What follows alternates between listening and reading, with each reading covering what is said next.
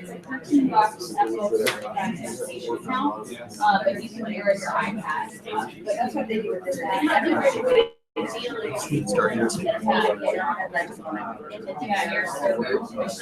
So confused now. Oh, there we go. Okay. So, share that one out. I don't know what's going on there.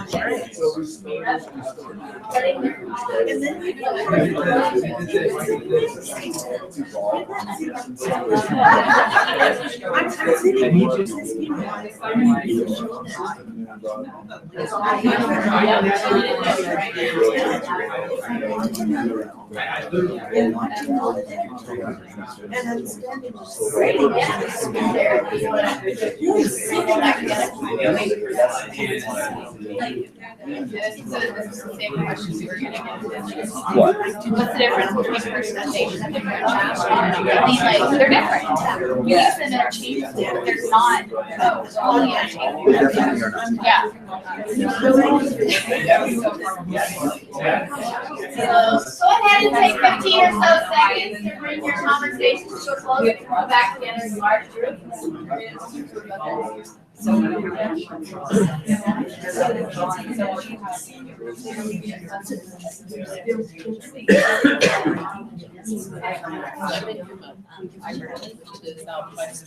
of the things we wanted to do, I guess, was summarize, maybe share out something poignant for you, something you really caught your brain, your heart, at your table about this conversation.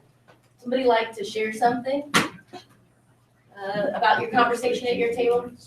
We had a lot of good conversation about math personalization. Math And so I was personalization. trying to take notes while we were talking about it, but do you mind sharing again who you were talking about? The Joe Bowler. Bowler. Yeah. We can put that in notes. Yeah, I tried. And I think too, the conversation here was based on that scripted curriculum and learning personalized. A scripted curriculum. When you have it scripted, yeah. And also how, Does that fall, right? and how personality is a really great pathway to having that personalized learning. And then what's dealing with accountability. Yeah. Yeah, well, and I think that's a good point, like we were talking about over here, like, I've got 33 kids in my 9th period, right? And so how do I find the time to personalize for each kid unless I have the technology to make that load a little lighter? And then how do we make sure that that becomes a priority in our building? I mean, that was definitely. Are you in a school where everyone has access or devices? So, for me, like I actually teach just down the road at Abraham Lincoln High School, and I try to be super conscious about whether what I'm doing is mobile friendly or not. Basically, if it's not mobile friendly, I'm gonna put the kids whose only internet access at home is their cell phone at a severe disadvantage. And for me, that's just not something that I'm comfortable with. I don't feel like it's something that I want to teach my kids, that because, you know, they don't have a computer at home or reliable internet access, that therefore they're going to be denied X, Y, and Z opportunities for learning. And so when I do roll out those tools and those supports for my kids, I check through every single one of them and make sure they're mobile friendly, because if they're not, I try not to use them. It's just not fair to the kids who don't have that at home. Do you have to personalize it for them, or can they do that? If we take the onus off of you Yeah. and make it, if it's really truly personalized, it's less teacher driven, more student driven. It's because that was something we talked about too. You can't, that's why a lot of teachers don't do it, because they think I have to do it for every kid in my class. No, and like, so for example, one thing that I did for my AP Calculus class is I put a QR code at the corner of each homework assignment, and I had a YouTube playlist of a ton of different videos on that same topic. They could pick which person they liked, which one they didn't. And I didn't make hardly any of those videos. It wasn't a lot of work. I just added a bunch of them, plugged them into that playlist. QR code took me 2 seconds to generate with a Google or Chrome extension. Just add the image. I mean, like, I think there's little things like that we can definitely do to give kids resources that they can use, but we don't necessarily prescribe. Is there something else at your table? Well, I mean, it's not, what it generated for me was this thought about, you know, are we talking to kids, and what would it look like to talk to kids more about our own philosophies of what good learning looks like? so that they're in the conversation with us around what is good learning. And, you know, when they walk out fired up from a class, have we talked to them about that's what we want? Have we been, you know, name that to them? Just, you know, if you're not walking out of here fired up and curious and asking questions, I've done something wrong as a teacher. And so engaging them into that commitment of this kind of learning. And just the thought, like, I think a lot of this, we can get these new ideas, and then there are philosophies. We all believe in certain things about teaching and what good teaching is, and to be able to be transparent and help kids unpack our own thinking, and then they're thinking about their thinking. More of that would be, you know, then they're excited, they're not feeling like something's getting done. At our table, one of the thoughts was that one of the implications of using personalized learning might be the elimination of grade levels. So you have kids working at different levels, and you don't have a grade level anymore, which would be really disruptive to the traditional notion of what parents expect. But also talk about this mainly was me, the loss of community though. Like if you have a lot of kids working on different things in the classroom trying to build community, you're really relying on the skill of the teacher. So it can't just be, as you mentioned, open the computer, there's a program you're working here, how do you bring that together? And Alex, the principal here, mentioned how he also uses in classrooms here the rotation model, so kids get personalized group lessons with the teacher and the consultant, and so everybody's bought in on we're in this together, yet we're also personalizing the learning. Hard to resist also adding the elimination of grades in addition to grade levels. Go ahead, he's so many So- times he's tried to say something. It's probably not that good.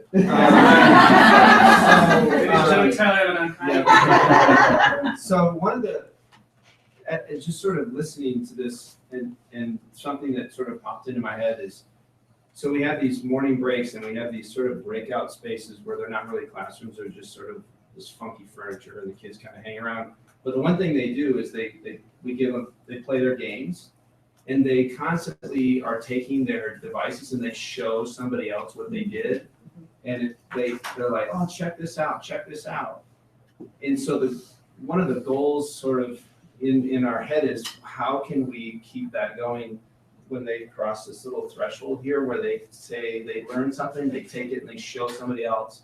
And then to further that is when they walk back out, does the curiosity continue? Do they want to know more? Do we just sort of light this fire, this spark, where they just are so eager to learn more about this topic or share what they learned? I was saying my son, who's 15 and drives me home from school now, which is another story. He talked for 20 minutes about one class, unprompted, and he just chatted. And we're driving down Wadsworth, and he's talking. I'm like, dude, lock, focus, right? So Wadsworth's busy street, but yet he just went on and on about the class. I'm like, I don't care what your grade is, but if you can do that every day, I will kiss the feet of your teachers who work for me. It's great, you know. So And doesn't every kid deserve that? You know, when we it talk was about so- equity and you don't have to do it every across the day, country, right? doesn't I mean, every kid deserve to be able to talk for 20 minutes about something amazing that happened in their learning experience? right? And he doesn't do it every day. I mean, this is the real world, right? So there's some days out of school is fine. You know, I get nothing. Yeah, what station are we gonna listen to or whatever? But every once in a while, you know, so. Well, that kind of goes back to, we as teachers, are we really talking about instruction? And Ellen King was the keynote speaker at CCIRA yesterday and brought this up with their instructional footprint, tagging on, you know, the digital footprint for kids and for adults. What is our instructional footprint? Because our PD really doesn't focus on instructional practices and ways that we can build personalized learning into that. Our PD is like, we need to think about engagement. How are we engaging our kids? But we never bring it down to the instructional practice area for us to have conversations about how we relate to kids. How can we present material where kids can be engaged in it? How can we take our curriculum that we're forced with, stuck with, or chose with, and make that so that they can have those conversations. There's where the talent lies. Yeah. How about your people? Well, we were caught in a conversation about individualization versus personalization. Erin had a book that she recommended with a table on it. She's posted that table, but It's it's the Brian useful. McClaskey making learning personal. It's got some good resources. It's useful to, I think about whatever the word attached to it is, student-driven versus teacher-driven. I don't know. It's a whole different ballgame, I think. Having said that, I've been thinking about, just in this course of this session, what really, like, where were my revelations when I was in high school? And they came, bottom line, like, I still had to learn how to conjugate right? I was in Latin. In order to get to a point where I had this because this is a revelation I remember, the Aeneid being like Shakespeare, but I couldn't know that until I knew enough Latin to be able to read it in its native language, right? And it's a totally different ballgame in Latin than it is in English. And then you realize, oh my God, this must be what speakers who are reading, non-English speakers who are reading Shakespeare and don't know the English, they can't get to Shakespeare because they don't understand the language. And so it's this whole, but you can't get to that point until you've done all of this infrastructure work, the conjugations, the declensions, all of the things. So I don't know, it makes it really hard to personalize those kind of experiences, the Algebra 1 experience, the Latin 1 experience, any foreign language 1 experience, except that obviously you want to be conversant in it, but until you have all of that infrastructure, how can you have that revelation? So, I don't know. Yeah, that makes me curious, Ben also was wondering this, what tools are people using to personalize for kids? What does that look like? Are we using particular platforms, or what does that look like for people? And the biggest tool that any kid can have is to be able to reflect on their learning and share it with others openly. Mm-hmm. So above all the other digital portfolio tools that we would use or can use, that a blog is a simple thing, but it is sometimes the most powerful, most profound for kids, because not only are they writing and reflecting about what they've been learning, but then there are the opportunities for other people to see it. Because if it's just their teachers, if it's just their classroom or their parents, or even their classmates' parents who are commenting, it doesn't feel like they have a real audience and they don't realize that they're putting anything up there of value. When they start to get comments from somebody in another school or somewhere across the world, and it's all of a sudden, oh my gosh, people are reading my stuff. So not only does the quality of what they're writing matter, but the quality of their reflection matters too. And then the conversation that can happen in those blog posts is phenomenal. So it's a very, very simple tool, but I think a lot for personalized learning. I mean, for myself as a professional or just as a human being, my blog is that for me. So how do I give my kids, they already have their voices, I don't have to give them a voice, how do I amplify that voice? And that's where I go. I think overall, just what I'm hearing from especially some of you high school teachers, that it's just so cool that you guys care. I have a daughter that just graduated, and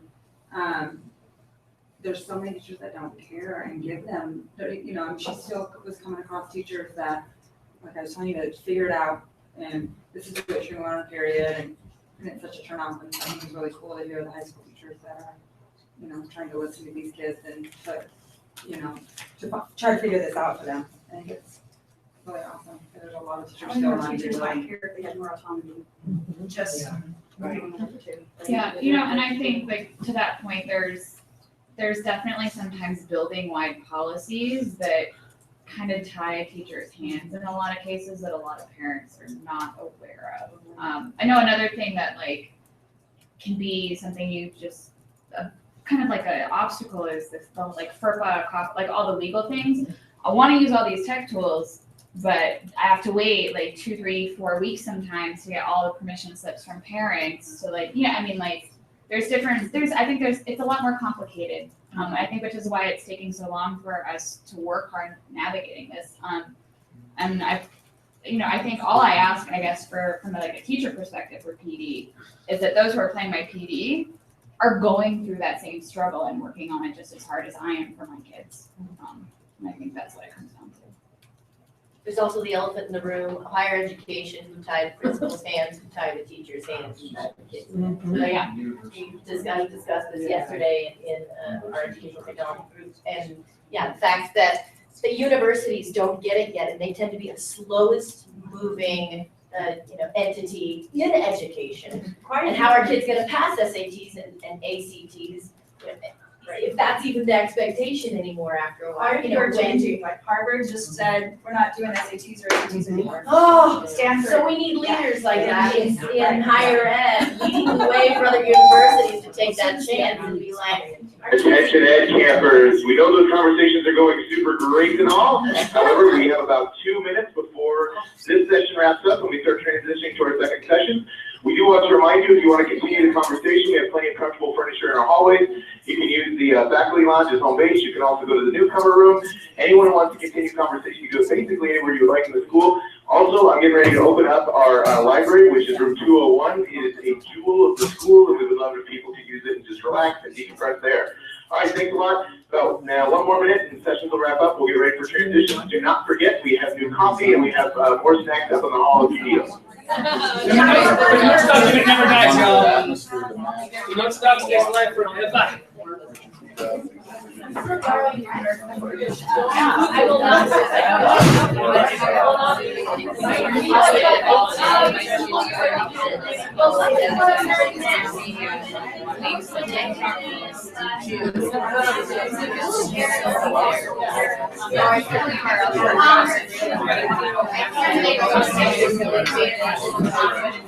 Say it again.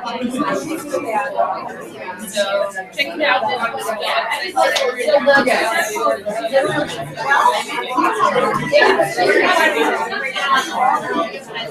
to tell you thank you. You're communicating with Karen for me and myself over the years. Yeah. So thank you. We're still getting better. So you're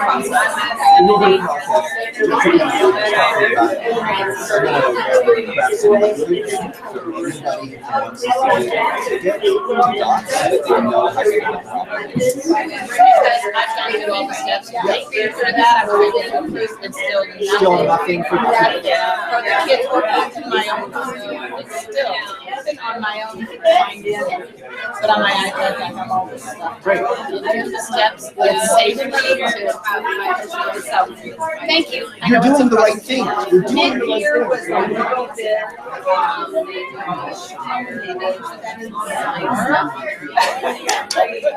maybe you don't do this in the middle of the year. Maybe so. And I've got my lesson plans and my peer members coming in and I've got.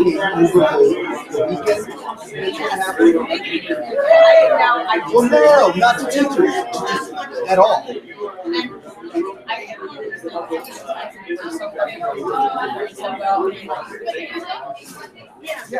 Yeah, let's just plan a shop. Hey, awesome teacher.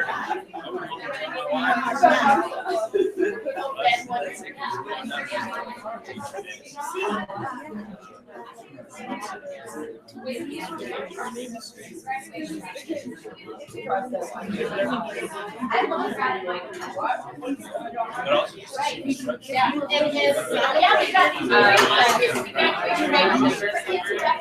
great courses and record numbers now. It's gonna be kind of a all days. Late is always.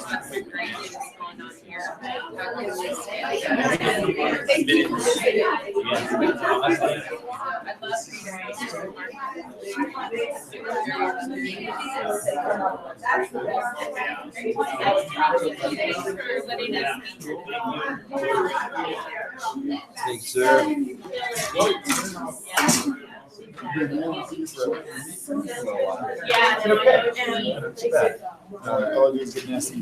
gonna be done? Oh, I just. You did great. Right. You were. I heard you were in like sending a chat. You were like, I don't know if I was Yeah. I mean, I just. So it's, right now we're under Ben's account, and so I'm just keeping an eye on Did you have something you wanted? Because I What didn't. kind of little camera is this? I can go to the new. Oh, I'm right Okay. next I to couldn't it. remember if you were doing that or if you were doing Whatever, yeah, so, so yeah, I just wanted to see what kind of little camera you have. Oh, that's actually Ben's. Yeah, Ben knows all about it, I'm really tempted to get one. Is it a GoPro? No, it's a different name. The company that started this started with their audio device, is what it, and I So can't remember what that's- the name of it That's is. the microphone Yeah, right there? that's the mic. Oh, that's pretty sweet. And, so Right. yeah, Flexible, so you can yeah, wire share. and the barcode covered the brand name. So who is Ben? Ben Wilcoff? Mystery sweater. That was him, okay, so I'll ask him then. That's pretty cool. And did you record this then? Yeah, it's right now it's streaming live and capturing and it's hanging out on here. So then people can watch it later or. Great, great. And it'll be on the list of all the resources and stuff. Well, yeah, it's actually when you go to room 109, there's a link that says streaming sessions. Oh, I know that, but I wonder, oh, okay. I just wondered like for tomorrow, will it be in the Twitter feed or something like I'm pretty that? sure it'll be on the website. On the website? So it saves. Yeah. Okay. Google So it if on there. if I decide this is really good and then there's something else going on, I can go leave and then I know tomorrow I can watch This the will rest be of. recorded. Yeah, but it's gonna be one long thing, so. Oh, okay. It's so, we're keeping it going all day, so you just have to skip forward to, and So we. right now we're talking and they're like. Right, so Okay. I posted like at 9:55, we're starting with, Okay. so, yeah, you may have to skip ahead like an hour to get to the next section. So we can go on tomorrow and hear our little conversation. Yes. And go, wow, look at that. Cool, thank you. Yeah, you're welcome.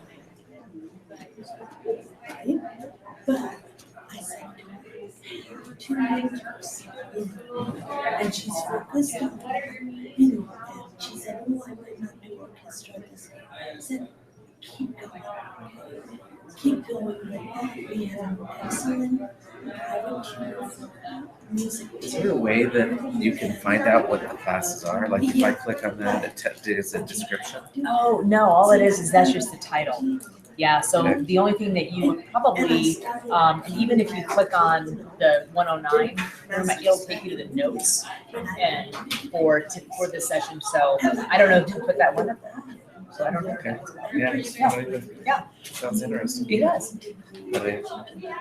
And since we're using this to move beyond the four walls of my room, it's a good room to have this conversation. Now, could this be live? It is live. Wait, it's not, it's. So, say for instance, for future, I'm just thinking, I'm not today. Now, if my teammate is not able to come, I could just say, log on, that we could be doing it right now, they could be logged on. And all that they would have to do, if this gets really interesting, say something's coming up today. Yeah. I'll say log on to Ed, the same website that I have here, and have them watch so they don't miss anything. But, okay. Yeah. That's pretty And cool. then, yeah, we've been tweeting out the link for the live sessions too. So Okay. if you need to grab the link to Okay. email that or something, that'll be an easy way to get it out. Okay. All right. Well, let me check to see what else is happening today in here, in case I need to call them and wake them up.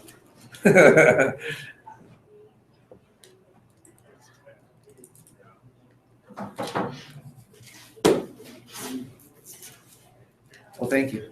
You're welcome.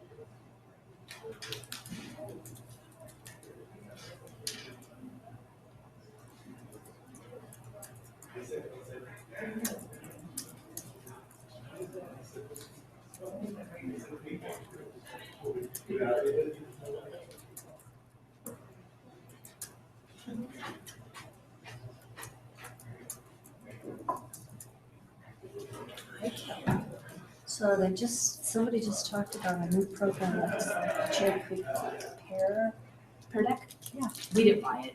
It's free. We had the vendor come and talk about what the premium stuff has versus the free. Okay.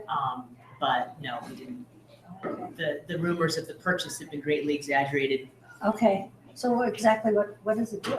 Oh, it's kind of like, you've seen Nearpod? Yeah. Okay, it's akin to that. So it's a way to do, quick formative assessments. It's basically a slide deck that then you invite kids to join in, gathers data they can do. Now, the premium version had some question types, like so the ability to draw was one of them, and then I'm going to say there was something about hotspot stuff, but the free version has the normal question types, and then I think you're restricted to, on the free version. Attention campers, we know you're getting ready to start session 2. Please, all attendees, take a look at the room here and take a mental snapshot of what it looks like. As you're an educator, what it's like to come into your classroom right after a conference has been held in. So please support teachers and make sure that the room looks kind of like they did right when you walked in. That would be wonderful. We appreciate it. We'll add this into the session, so please just do that for us, and we make it really great for our teachers when they come back on Monday. All right, no more announcements for 1 hour. Okay. Yeah. Excellent. All right. Thanks. Sure.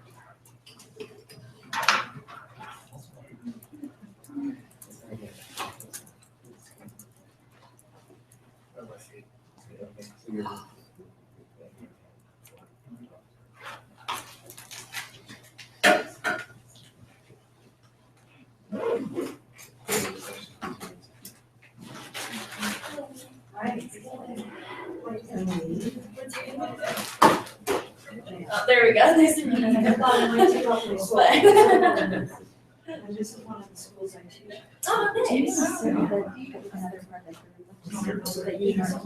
You said one of, yeah, oh, sorry. I was just looking up and going, oh, we should do this. Oh, awesome.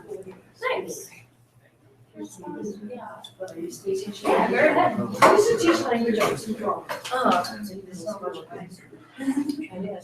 Yeah. This is a wonderful place. It is wonderful. If you're on the dock, if you're not in this room, just click on 109 in the schedule. It'll take you to the working document that we're using. And then just scroll down to session 2 and add your information for me, please. That will help us stay connected, which we'll find this session anyway. Personalized learning got really long in there, so hopefully we'll have fun too. So I'm Michelle, and I teach at Anastasis Academy, and I'm glad that you're all here. I love the benefits that my classroom has from being connected and what my kids gain from that. So I want to kind of talk about that with you, see what your thinking is, how and if you connect your classroom and what benefits you found or you'd like to start, all those kind of things too. Nice cozy group.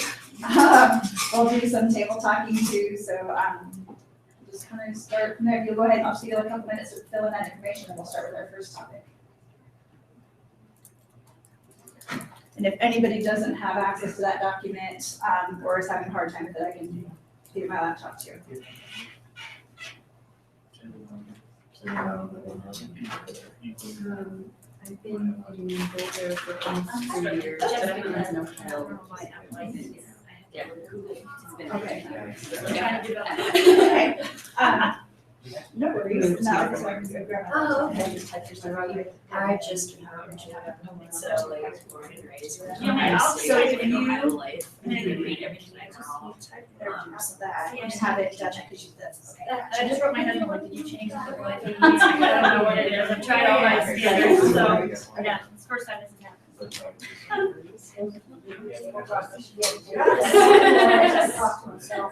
I would leave you hanging, I promise.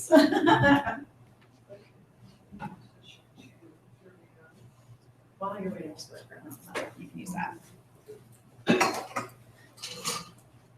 And I invited others on Twitter to join our stream. I don't know if they will or not, but they do. We'll just use we'll start a hashtag, I'll tweet that out too. Sorry, all my acid fingers, so my keys are gone. So as long as you know where your fingers are going, you're good. That's a new one. Here. Acid. That was a nickname someone gave me.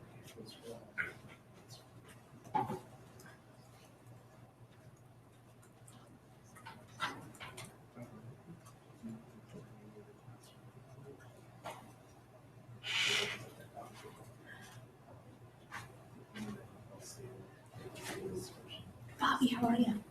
Good to see you. Oh, how's stuff going? Very good. Very good. How about you? Good. Yeah. Yeah. This recording, that's right. Yeah.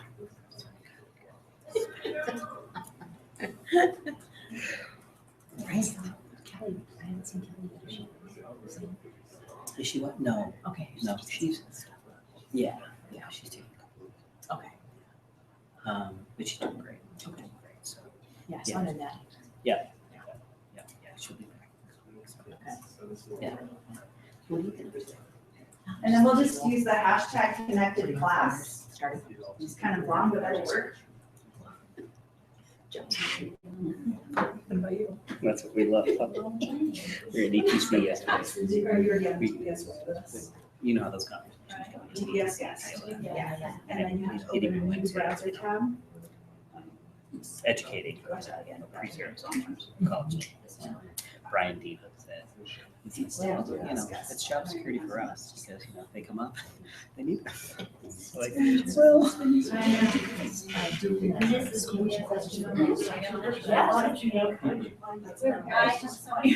That's probably why our came out the last.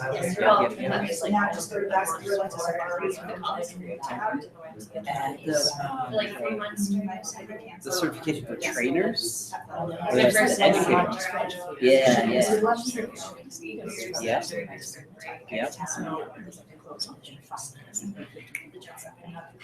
The same deal for special education jobs, the first application, first interview, first. Okay,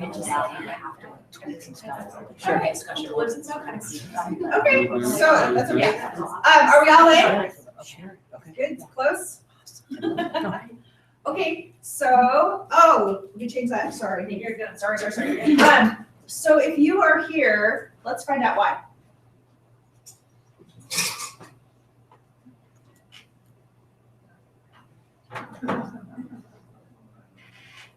Anybody? Why are you here today for this particular session? Because the classroom has gotten really small and there's all kinds of big worlds and potential out there for digital connecting. I didn't see a description, I was just curious what it is. Okay. I love that. I think we have Sarah and Craig here on Twitter too, so hi guys. I mean, for me, it's building off, what's your name? Janet. That opportunity out there and seeing that, I mean, I believe our classrooms are changing and should change. So the teacher is not the keeper of all that information, and you build that collaborative environment where they're learning and sharing together. And also seeing that those opportunities outside the classroom to tap into experts, to connect with other students and people, outside the school building is largely untapped. And I'm curious to hear what's working out there. What it is. Okay. Anybody else? I do literacy for the district, and one of the things that we've talked about is doing professional development. But I'm a reading recovery teacher, so we used to actually do like model classes where we would teach reading or teach something, and then other people log in to try to, have a discussion. We call it virtual behind the glass. So I'm trying to figure out how we can get that in the schools. So like Marcus and elementary school teachers. Anybody else? I'll give you a very short anecdote about why it's so important for me to connect my classroom with people outside. I teach at Anastasis Academy. It's a very non-traditional school, but even if I were in any other school, the benefits I have from being connected are huge. Right now I'm teaching ages 5 through 7. We don't do grade levels at our school. And they're studying space. They love space. They're gonna build a space station in Minecraft very soon. They'll be presenting this summer at ISTE. They got excited when they heard that there was evidence of water on Mars. And remember, this is 5, 6, and 7 years old. And they had a lot of questions. So we started tweeting them out, and I happened to know that one of the Mars rover engineers is on Twitter, and I've been following him since Curiosity Lit, like the whole launch. So my classroom has an account, and we tweeted him, and he responded back. And at first they're like, so yeah, you got an answer. I said, no guys, this guy works for NASA. And they're like, what? And then they cheered. And then their answers didn't come from their teacher. Their answers came from a NASA engineer. That was humongous. I mean, that whole day, they were just the whole time. And I think I might have been a little bit more excited than they were personally, but they don't have to learn from just me. They can learn from other kids in other schools. We regularly talk to schools in other countries. We have buddies in Canada. We have contacts in South Africa. It's not because I'm a big deal. It's because I'm connected to people who are connected to other people who are connected to other people. So that whole 6 degrees of separation is down to like 2, maybe 1. And now my kids have opportunities to learn from people, whether it's an author who comes in and talks to them. When I taught different age kids at the same school, a friend of mine wrote a book and a novel, and the kids were reading it, called Wendell, the World's Worst Wizard. And Wendell had his own Twitter account, and so the character in the book would converse with my kids, and they could ask him questions. So their learning has just exploded, but also expanded. I can't provide every opportunity for my kids. It's impossible for me to be the expert in everything. But we can be connected to some people who do. And the funny thing is people are like, oh, you know, Commander Hadfield, the Canadian astronaut, he wouldn't talk to people. He talks to kids on Twitter all the time. He Skypes into classrooms. You can do Google Hangouts. There are lots of different ways to connect. I mentioned in the last section, blogs are a great way to connect kids across different places and having different voices join them on that conversation. So when I talk about being a connected classroom, I get really excited because my kids have opportunities that they wouldn't have if it was just me. So that's where I come from with this. And also, as you were saying for PD, it's the best PD for me too, because I like to think I'm a creative person, but that doesn't mean that I have all the answers or the greatest ideas when it comes to what should I do with my kids. I can learn from a lot of other people too. And then I can bring all of that back to my classroom. So it makes me look really good, even though it's not really me. So let's maybe just start with one aspect of connecting. And I like to talk about Twitter as a gateway, and not in a bad way. But when Twitter first started, educators were some of the largest groups on Twitter. And there are lots of ed chats. First of all, how many of you are on Twitter in here? Okay. So if you're not, and it's like a fire hose sometimes, I get that, and it's just like, okay, there's too much. But if you know where to look and how to use hashtags or join chats, there are lots of people who can bring you in. If you can look me up, I'm Michelle K107 on Twitter. I'm also Team Baldwin is my classroom. So if you check us out there, you can kind of see it. We try to share every day. Sometimes we're just busy or we're on a trip or something, we can't. But how even the transparency of the one-sided of sharing, here's what we do, the kids, again, understand that there's no meaning there. And they also have the opportunity to say, oh, we're on pictures, and their parents can follow us on Twitter. So the things that go home, we don't do a Friday folder at our school. The teachers do send a weekly email, but any one of our parents can follow my classroom and they know what we're doing every day. And then they can ask their kids more, and the kids talk about that at home too. What is your classroom again? How about ages? No, your hashtag is. My classroom Twitter account is Team Baldwin. My last team, yeah. My last name is Baldwin, yes. Thank you. You bet. So that's, I love using Twitter as that piece of it, but then you can also incorporate like everything that we do on a blog, or if we're gonna have a Google Hangout, we can connect through Twitter to do that. Or if there are other ways of connecting, like if you have a friend that you email regularly, you can go that route too and just set up Hangouts and things. So for just a couple of minutes, I'd like you just to talk at your tables. You can add into either of the two documents that we have, the working doc or the the room 109 doc, and I'll make sure that they're both say essentially the same thing.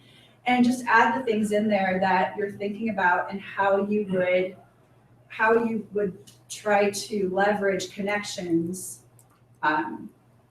just by connecting yourself first.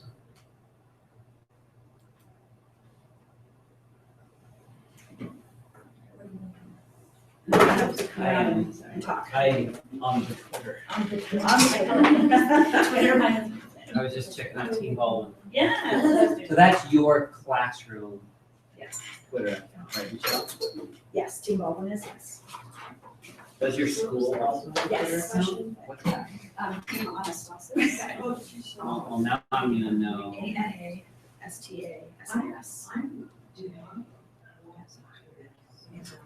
That's right there. What does that mean? Anastasis is begin again, stand again. So we basically said our founder of our school said we just started completely over again what the school looked like. And that's where that word came from. I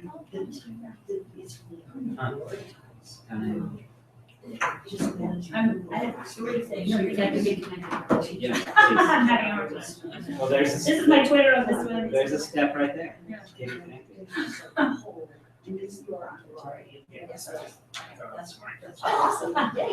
Welcome. Hey. And my friend Craig Yen right now is on Twitter retweeting almost everything that we're saying. So Craig, way to go. Thank you. I feel, yeah, it's I just will very agree. hard in the age of technology because it's like you want to utilize the resources that you have and make them most effective, but there's so many. And it's really hard to narrow that down. And you know, Well, for me, in 5 terms minutes of ago, connectedness, I mean, I'll be honest, when I was a teacher, right now I'm an ed tech specialist for Boulder Valley, working at the district level. Yeah. Well, just like how to, because we have to talk about that message and how to best utilize. I came to a conference like this, I think it was 2008, 2009. I, like you, sat down, oh, Twitter. Yeah. I need a Twitter account. Central, I know. To me, it was a tool, but Well, yeah. I didn't know how to use it. You know, here are these 20 recommended apps for this. And now, in the short time I don't have this writing, I have these Um, behavior plans, my my plans, and connectedness do my own professional is development, like how am I supposed to exploded. use so much. And I'm still at the beginning stages of using it. You know, making that transition. It's very to overwhelming. the amount of, knowledge that's at my fingertips right here. You know, whether I can, just commit myself to read for my tweet for 5 minutes every day. Take something simple like Google Classroom, right? I know Alice Keeler, she's the goddess. I've met her, I'm in love with her professionally. And I'll make sure I tell you. yes, please. I'm sure she remembers me. We had coffee in Philadelphia, like 200 other people. So inspiring, right? But then like going to her website, it's sort of that push-pull idea of information, right? But I don't go to her website just randomly. But when I see her every day post on Twitter, it just happened this morning. I was in the opening session and she posts something on Twitter about Google Classroom. I was in the classroom yesterday working with a second grade class, logging into Google Classroom. I take that, send that link right to him. That type of connectedness and like organic learning is just like blowing my mind. And I'm not very good at it yet.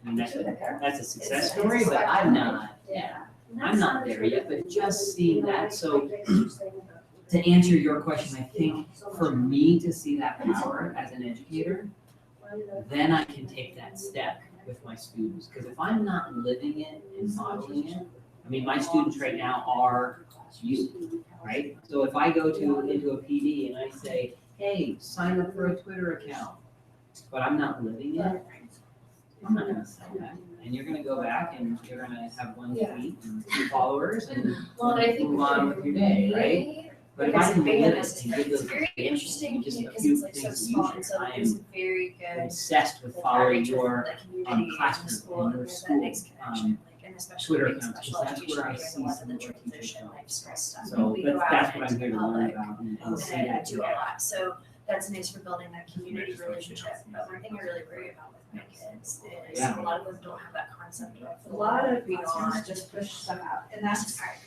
first time, that's great. And that transparency, and then the best thing, well, whoever follows. So if all I do is broadcast what we do all day, that's a huge step. Because that is now saying my classroom is open for you to see. And my kids know that. And in fact, when I have older kids, they would try to type things in. With my younger ones, they'll say, hey, can we share this? Or they'll say something, and I'm like, it's awesome, can we share that right now? Little. And yeah, tell them. They just know that they're our friends. Yeah. Oh, can we tell our friends that? So, again, for a 5-year-old, they. Well, and I think for know me, especially because like, I was 20 minutes at Columbus, Yeah. I was in the mental Right. diversity all Because of our connections. growing up, I was, first on secret, so I saw that, whereas not as many kids are exposed to that, so it's like how to bring that outside to that, they will, a whole bunch of people and students, are just kind of just in the world, but I really want to focus on teaching specialties, because too, I'm building my kids' social skills.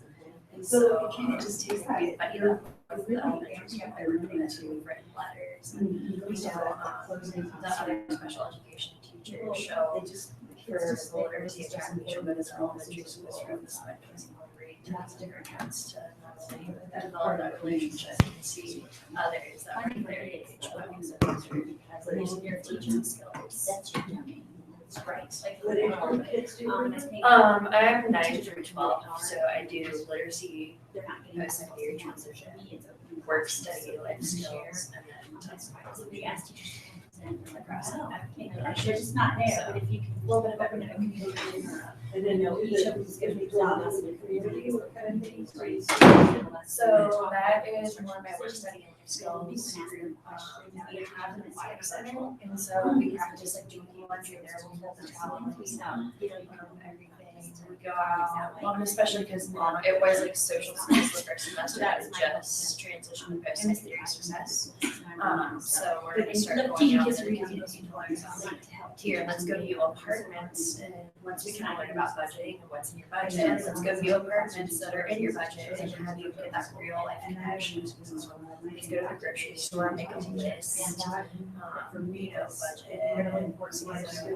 Yeah, and then I have a work, like there's the life skills and then there's the work study part. So I have 3 girls, like one wants to be a cosmetologist, nail salon, and get them kind of that route. So we practice, like hair and nails, once to work in a restaurant, it's just like talking about Beijing. The other one wants to work in daycare, so we go to the elementary school or the other special education classroom. I hope you're adding what you're conversing about. I know it's like, I can't type and talk at the same time. I tried, but then it's befuddled. So please add, because everything that I'm hearing from you is wonderful. Let's just break out again and just kind of summarize some of the things that you brought up at each table, and then we'll kind of go from there. So would you all like to start over there?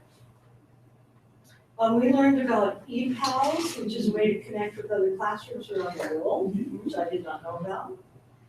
We talked about connecting like life skills and special ed students with outside world needs.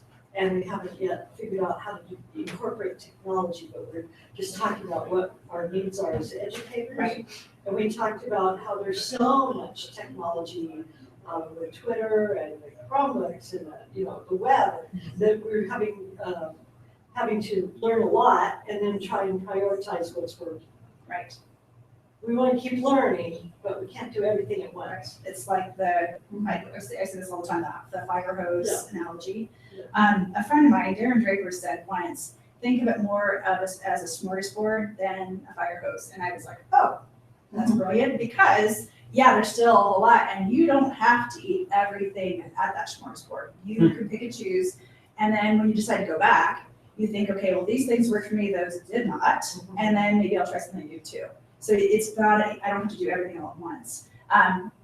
The other thing too is I don't learn every single thing out there. A lot of times my kids do, and then they teach it to me, which, again, when we're talking about learning and how important it is for kids to feel like they have that voice, or because they do, but also for them to think that my teacher doesn't have to know everything and I can teach my teacher something, that's really powerful. So I love doing that. How about you guys over here? Would you like to share? We all came from really different things. Yes. Mine's from the teacher training side and opening classroom practice, and sharing, things that work, things that don't work, and mistakes, but just having open classrooms, because of the time and space and money that teachers can't go see other teachers. So for me, it's really open the classroom that way to help teachers deepen their practice.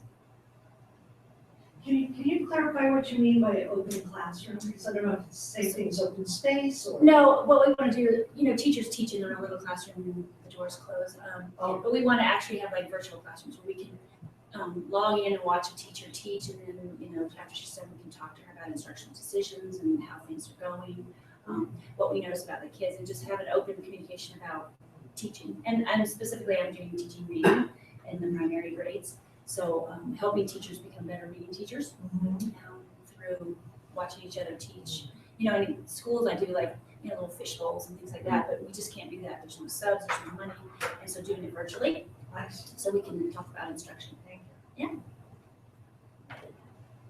Well, then Bill and I both share kind of different perspectives. I'm an ed tech specialist, so looking at it from the point of myself becoming a better connected educator, and tapping into resources all around the world as I work with teachers, and then kind of model that practice as similarly work with teachers and train them primarily in the educational technology department. And then Bill is here to learn more about that and how it applies in the classroom. So I have an instant connection to Bill and want to hook up with him on Twitter and see where we both go after today.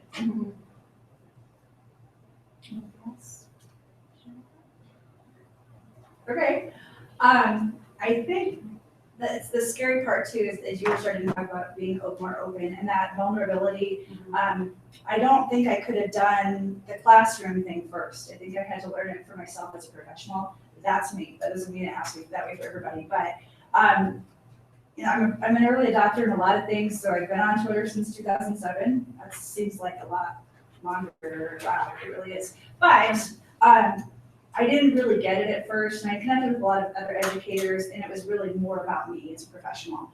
And when I started to see other people using it with their classrooms, and I'm like, oh my gosh, now it's starting to click why this is so great. You had said for professional development, when you're able to join into a group, do you know the hashtags, or first of all, do you know what a hashtag is? Yeah. Okay. I know. Pound sign. Pound sign. And there's a agreed upon. Math class. Right? Or I'm a music major, so it was sharp, right? Yes. Look at signature again.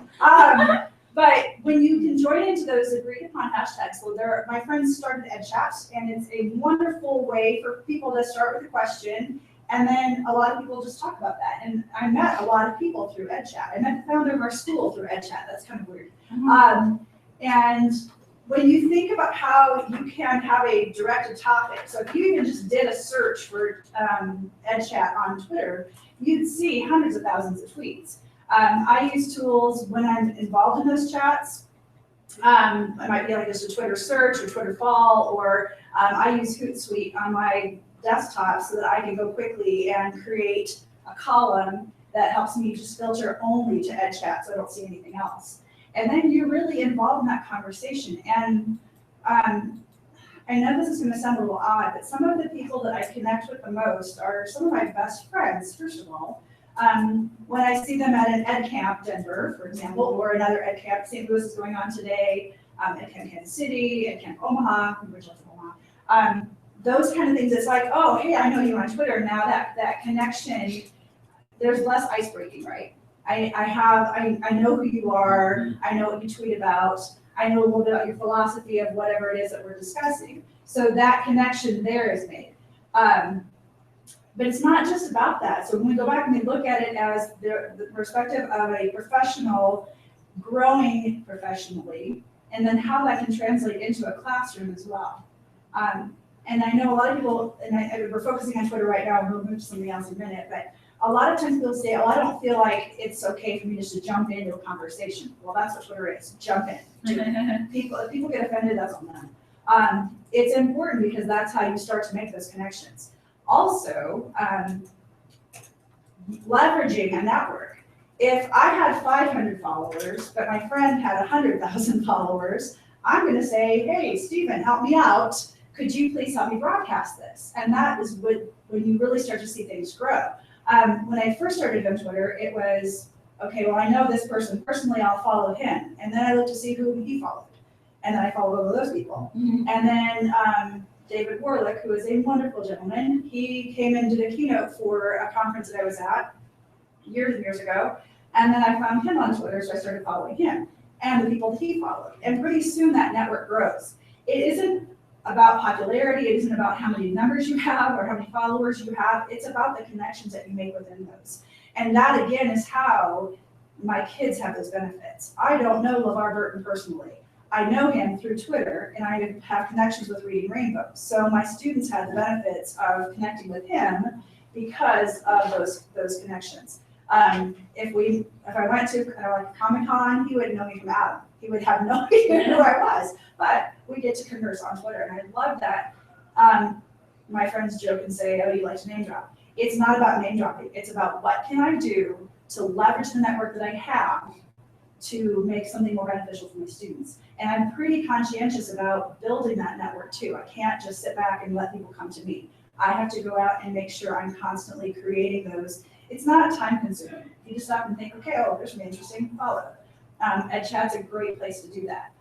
Colorado has its own chat, there's Kinder Chat and 4Chat, and all of these different grade levels and content areas and state chats. So I know I have a link on the working document that I put in. So that would be the one that I linked to in our document. But it will take you to Cyber has a webpage for literally everything. And Jerry Bloomgarden is a really great guy. But he's curated all of the different chats. So you can go and say, oh, that's a chat that would fit my needs. And you can then follow that particular hashtag on Twitter.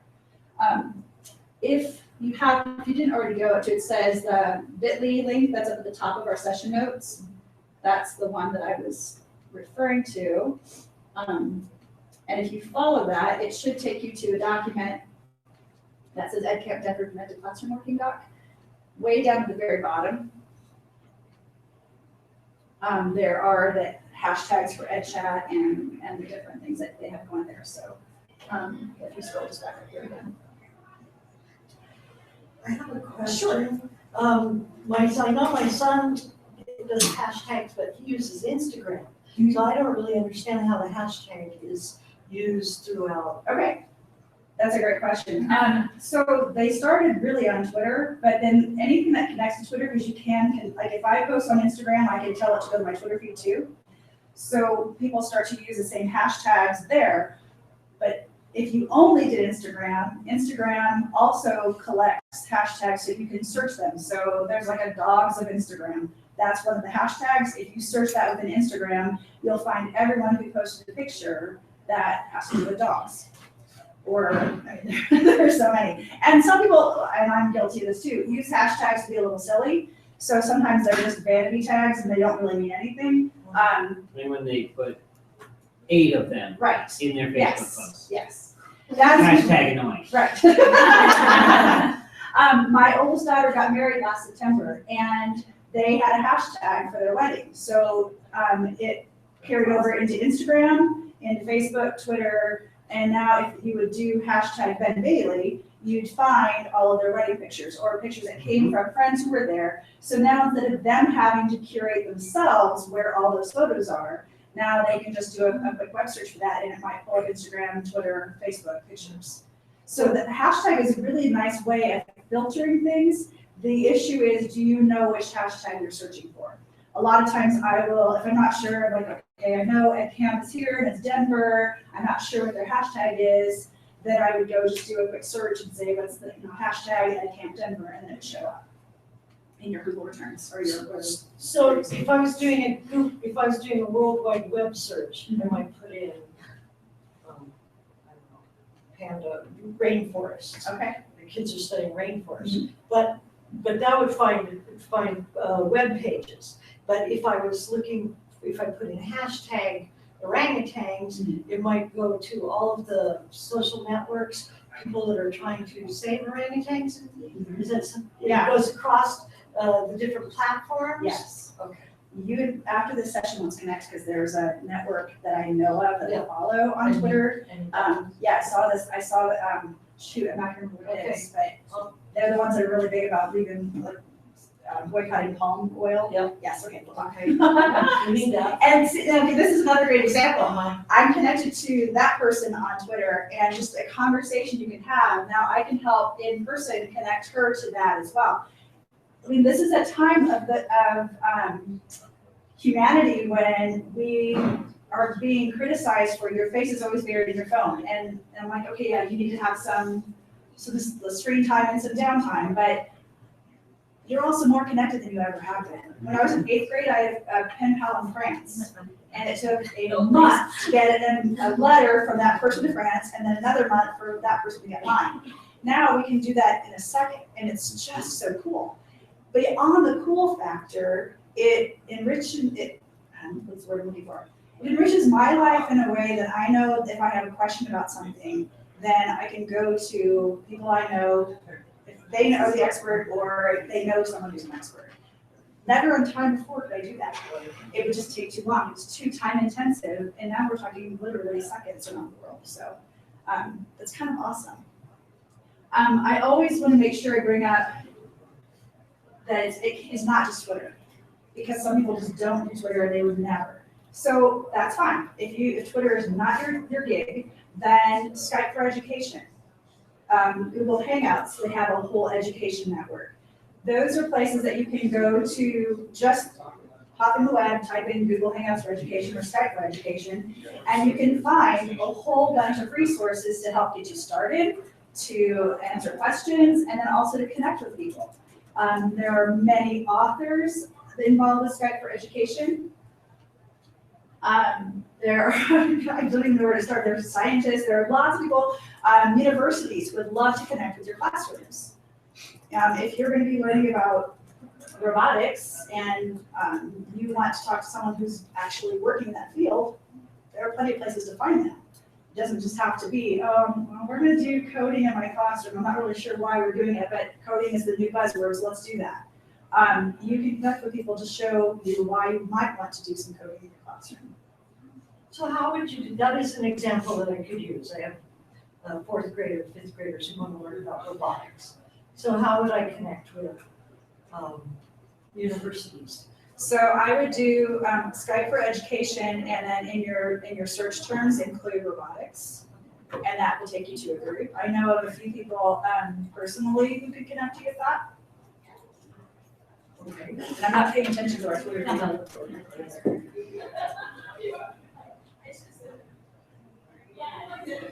Do you want just to have a couple minutes to explore for right now? Okay, all right, then I'll stop talking and then we'll explore just a little bit and I'll put some more resources in there for you. I do have another question. Sure. As an educator and just an active reader, thinker, I have so many different accounts logged. It seems like as things move forward, maybe I should have a not use my real name and not use. I mean, is there some safety concerns with me making 300 passworded accounts and rather than being inundated with emails? Yeah, okay, so that's a very loaded question. So let me see if I can start with one of the things I do. And then you all are free to jump in to talk about what you do. Right now, if you did a Twitter search for, or not a Twitter search, a regular web search for Michelle Baldwin, you might find some pictures of me, but it's a pretty common name. And there's a burlesque dancer in Denver. I moved from Omaha to Denver where she lives. And luckily her Twitter name now is Vivian Baboon. So it's not, people know we're not the same person, thank goodness. But if you did a Google search for Michelle K107, which is a horrible Twitter name, it's a long story, has a lot to do with the other Michelle Baldwin, but you would find everything that I curate. So having I don't like to use the word brand, but having that identifying feature, if I had a more unique name, I would totally use my name. Because then people could easily, oh, that's that person that I met, it's easy to find, and here's all the stuff about that she has curated or saved or whatever. I personally think it's better to put the good things that you're doing out there than to be an unknown entity. And I feel like sometimes people have a harder time knowing who's genuine if they don't already see things that are out there. Okay, so there's that piece of it. Passwords and things like that. I use LastPass as a Chrome extension. It's also an app that I have for my phone, and it generates passwords for me. So for each website that I go to, it can generate a new password. I don't have to remember it because they're very complex, lots of characters that make no sense. And then I don't have to worry about that, and it stores all of it, and it's secure, because I have one password I use for LastPass, and then it generates everything else. So there's that. Okay, that's pretty secure. Anybody want to speak to that? As a person that cannot remember their that's pretty good. Yes. It's because you're right, that we're starting to get into PIN and password nightmares, and it's impossible to keep track. Right. And I just had to have my Yes. call and give me my password. And I don't want to be that teacher who has every password on a sticky note on my monitor, right? Yeah, then they're not secure, so why do you know? Or in the drawer of a desk, because that's the first place you look. Yeah. When I was in professional development, I used to be the technology staff development coordinator in a school district in Omaha. And I could go to anybody's computer and say, I bet I can guess your password in about 5 tries. And usually it had Husker in it somewhere, but or their kid's name or the dog's. But I think a password generator is a good way to go to help. Not only if you remember one password, LastPass, or any of the others that are like it, remember them for you. For me, I use it on my Chrome extension, and I do have that app that connects to the same account in LastPass on my phone. So that's one, and like again, you have PIN numbers, and every time you get a new bank card, you have a new PIN, and it just gets crazy. So the less I have to remember, the better. And I also don't want to put it somewhere that somebody else could get to it either. So you're saying it's good to proactively generate an identity? Yes. That is your personal, I don't know. So, yeah, so we talk about, oh, kids, be careful what you post because it stays online forever, and you don't want universities or future employers to be able to search you and find something bad. So the alternative to that for a lot of people is don't put anything out there. And I would counteract that and say, no, you want to be, if I search somebody who wants to come teach at our school and I find nothing, that makes me more concerned than if I find something that's maybe a little questionable. If you're very proactive in creating and cultivating that identity, who you are and what you do, then it's pictures, it's your blog posts, it's the things that you contributed to articles or whatever it might be professionally. I think that's a really good thing to have out there. And again, that ties into your connected classroom too. So if people say, well, it's Team Baldwin, but who's their teacher? It's in my description, people can figure out who I am pretty easily. The downside to that is there are scammers. This has never happened to me personally. It tends to happen to men more. 2 of my friends are very well-known educational speakers, and they often have their images used in romance scams. And now, I'm not going to get into all the details, but when you are that open with everything in your life, sometimes people will take advantage of that. However, because they are a known entity, it's very easy for them, I shouldn't say very easy, it's easy for them to prove that that's not them. So I can say, oh, my friend Alec Burrows, this is not me, this is some guy saying he's Michael whatever, and he's just using my pictures, and Alec has been on TV talking about this and things. So having that identity that's out there and curated specifically makes it easier to combat anything that would be not on the enough, if that makes sense. It's time to get up. This one goes to 11, right? I think so. What are some roadblocks you can see to connecting your classroom or having a teacher get connected with where you are right now? The reason I ask that is we don't block anything in our school. We teach our students to be responsible users from the age of 5 on up. We want them online, we want them to say, I searched this and this came up and I don't know what to do about it, rather than be ashamed of it and hide it.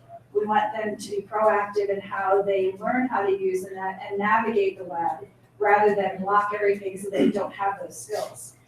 But I know that not all schools are like that. So as I'm sitting here telling you the benefits of connecting, what are some roadblocks you see to that?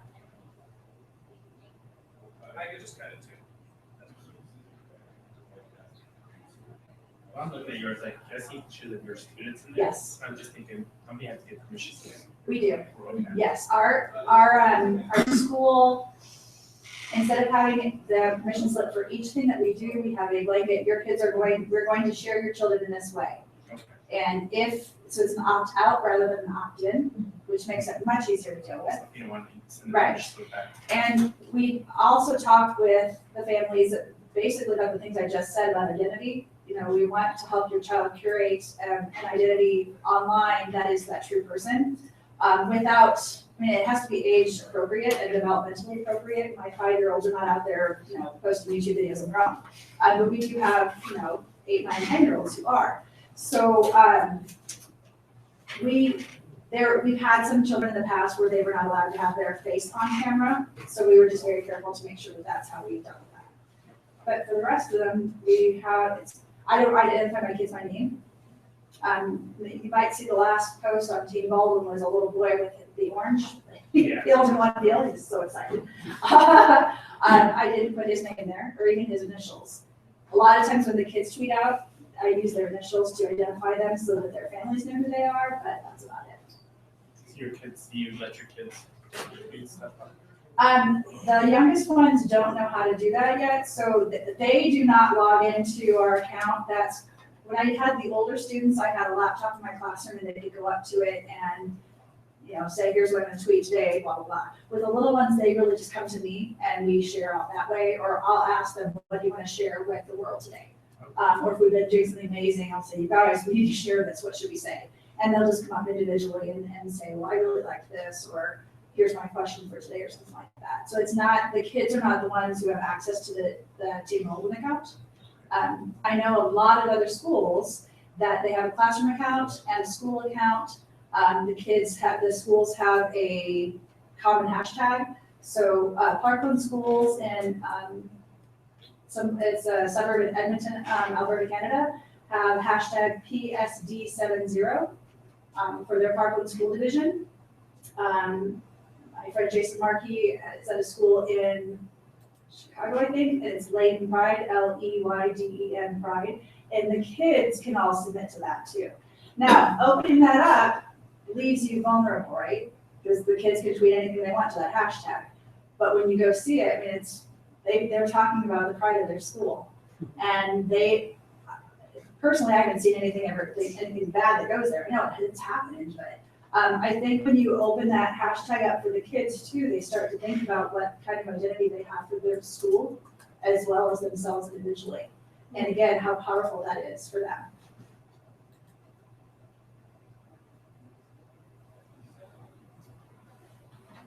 And see if anybody has, hey, anybody watching on the live stream, if you're still there, if you have things that you would suggest about connecting, send it to me and we'll share it out.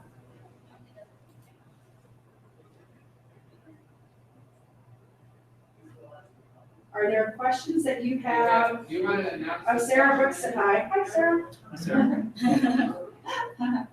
She has a cold today, so she's not here. She's supposed to be here inside.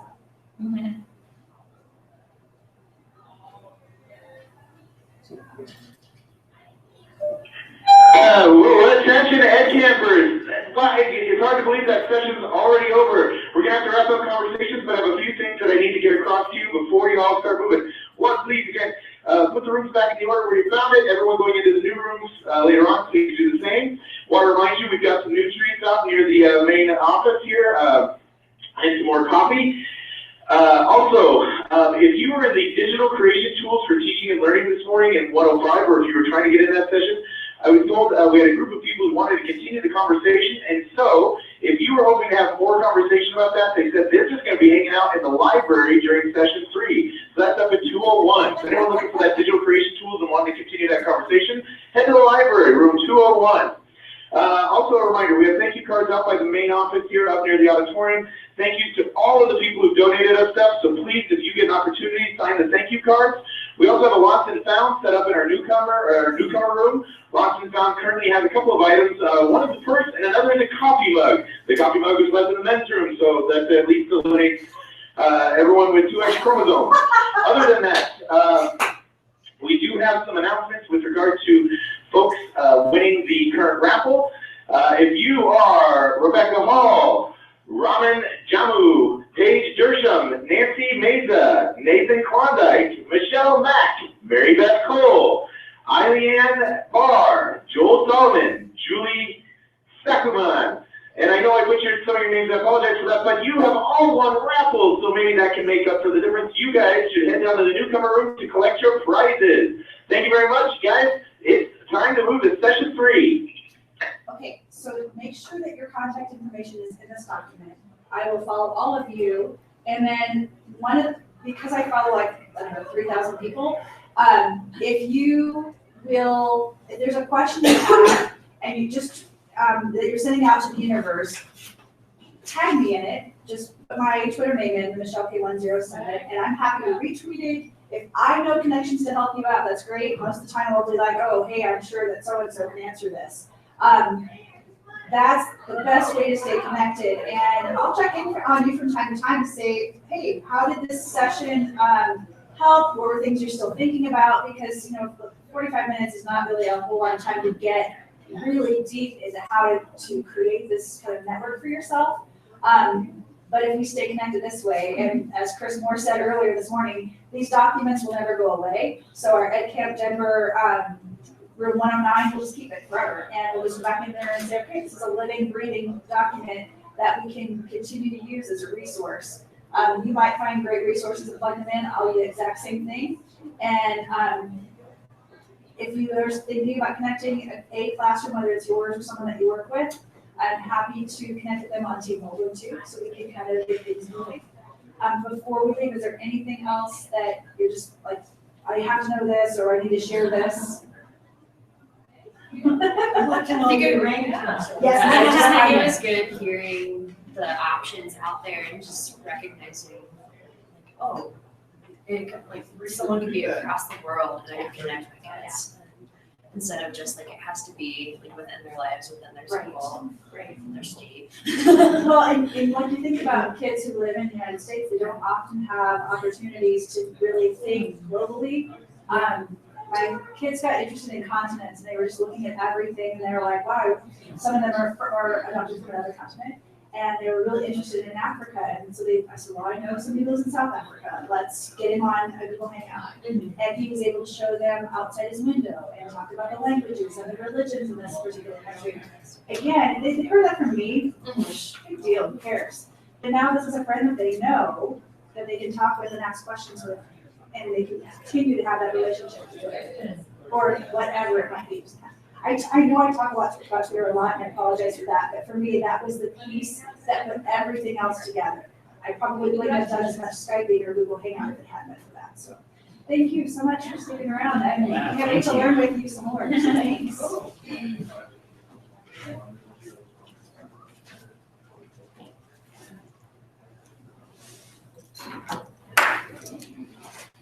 Gotta learn to use the hashtag. Since I was saying, mother. Well, I'm no more.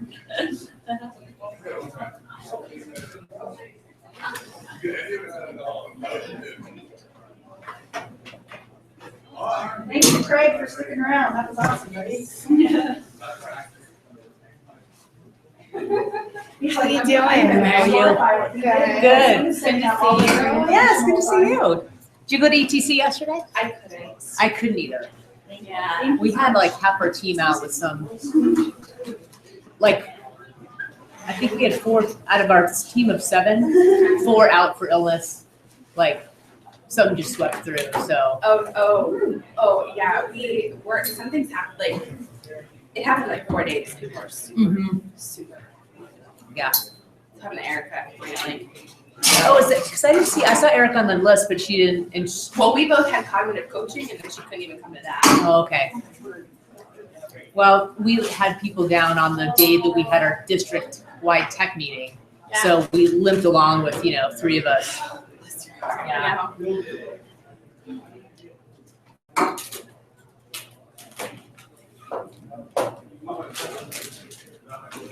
My husband sent me the worst text right in the middle of that. Oh, no. He's like, it looks like there are parts of our dog all down the stairs. And I'm like, what happened? What happened? And he's like, oh, he just got sick. Dude, yeah, don't do Parts that. of our dog down the stairs does not communicate. No. Bad That's communicating something entirely different. Thank you. I'm glad I have support. Like, no, I would be like, I mean, could you imagine if parts of my children go to the stairs? Yeah. You would not Yes. be throwing up. Yeah. Holy moly.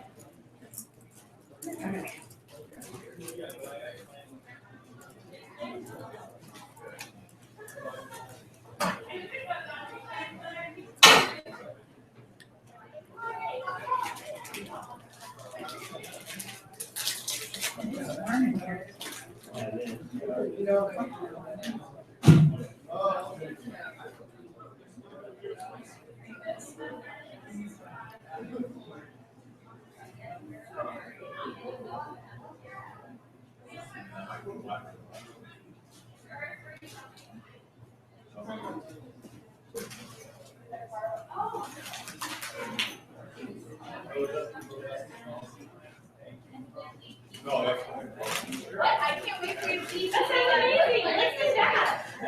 How was it? Yeah, it's like, I didn't realize like that. But like, I was yeah, I'm not an answer something. But I can tell you what I know. Go to the webinar.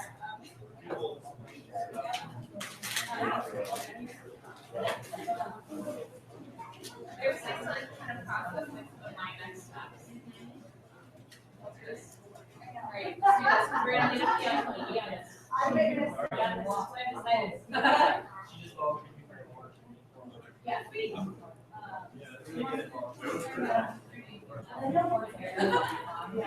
Mine works great. I know there's so much stuff. I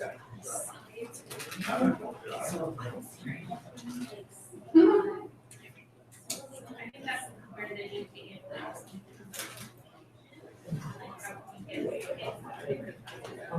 I must be there because. Oh, we already is right. We're in the same. I'm like, all right, anything good? No, that's right now. Okay. I need to get something. I got some candy, but I need to get. I got a water bottle, is there?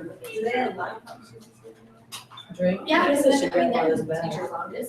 You need to figure out if there's a teacher's lounge with a pop machine.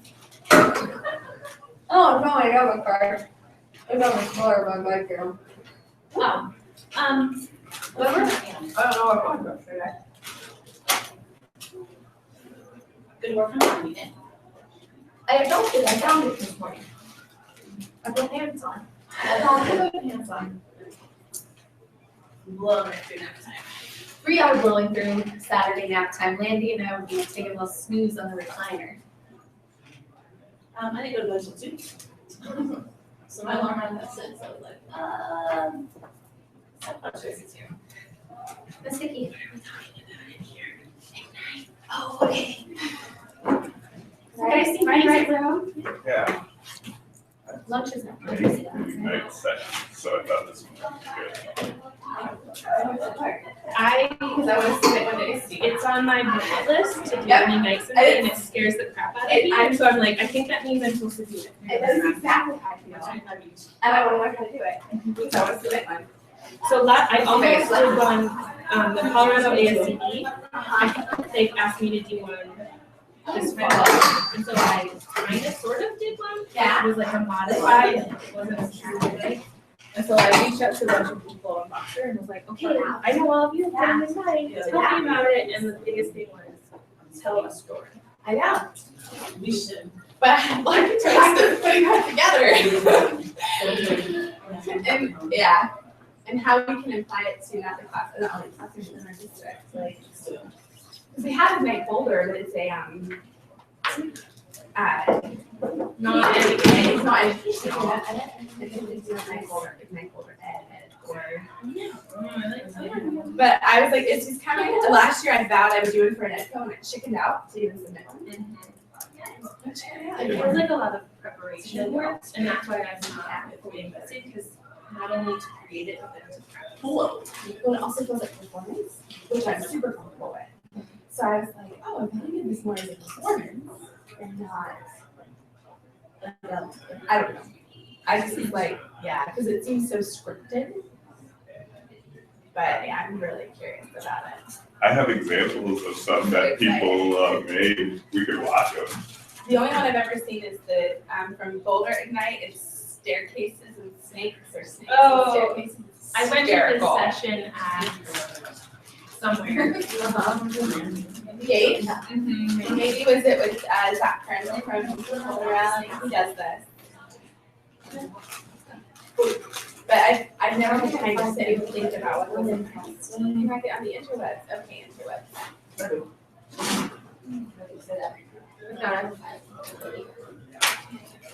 Do you know the source of caffeine? Always. We're gonna go see what they have there, yeah. And was that out last night? I don't want coffee or anything. Oh. People were with it. Did you just call it pop? It's pop. I grew up saying. Are you from Colorado? I am, but my dad's from the Midwest. Yup, That's me why. too. I don't know. We call it pop. My dad's from Pittsburgh. My dad's from Wisconsin, so it's pop all over the Pop, yeah. There's like this. Okay. And it's I'm from Chicago, but my dad's it's pop stuff. Oh yeah. Yeah, my I would be Coke, yeah. Any kind of. Oh, any kind of drink. You're like, no, Coke. Okay, I oh, you do that. That's right, yeah. So I was gonna do that. Very good. Are you guys going Maybe to I'll caffeine? speak. Here next door? I gotta go. Yeah. Okay. It's a good idea. I'll go do that. I don't mean to interrupt. I love much of this story. I love it. No, sorry. Whoops. Goodness. No, I was still reflecting from the last session. Okay, I should always conversation with you. No. I'm seeing.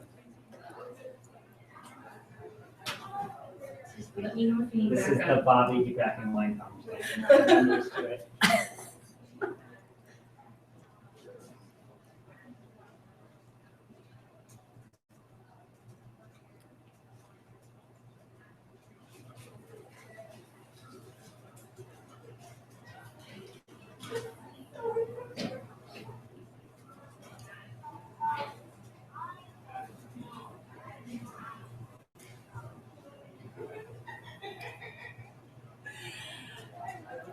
That's really the best.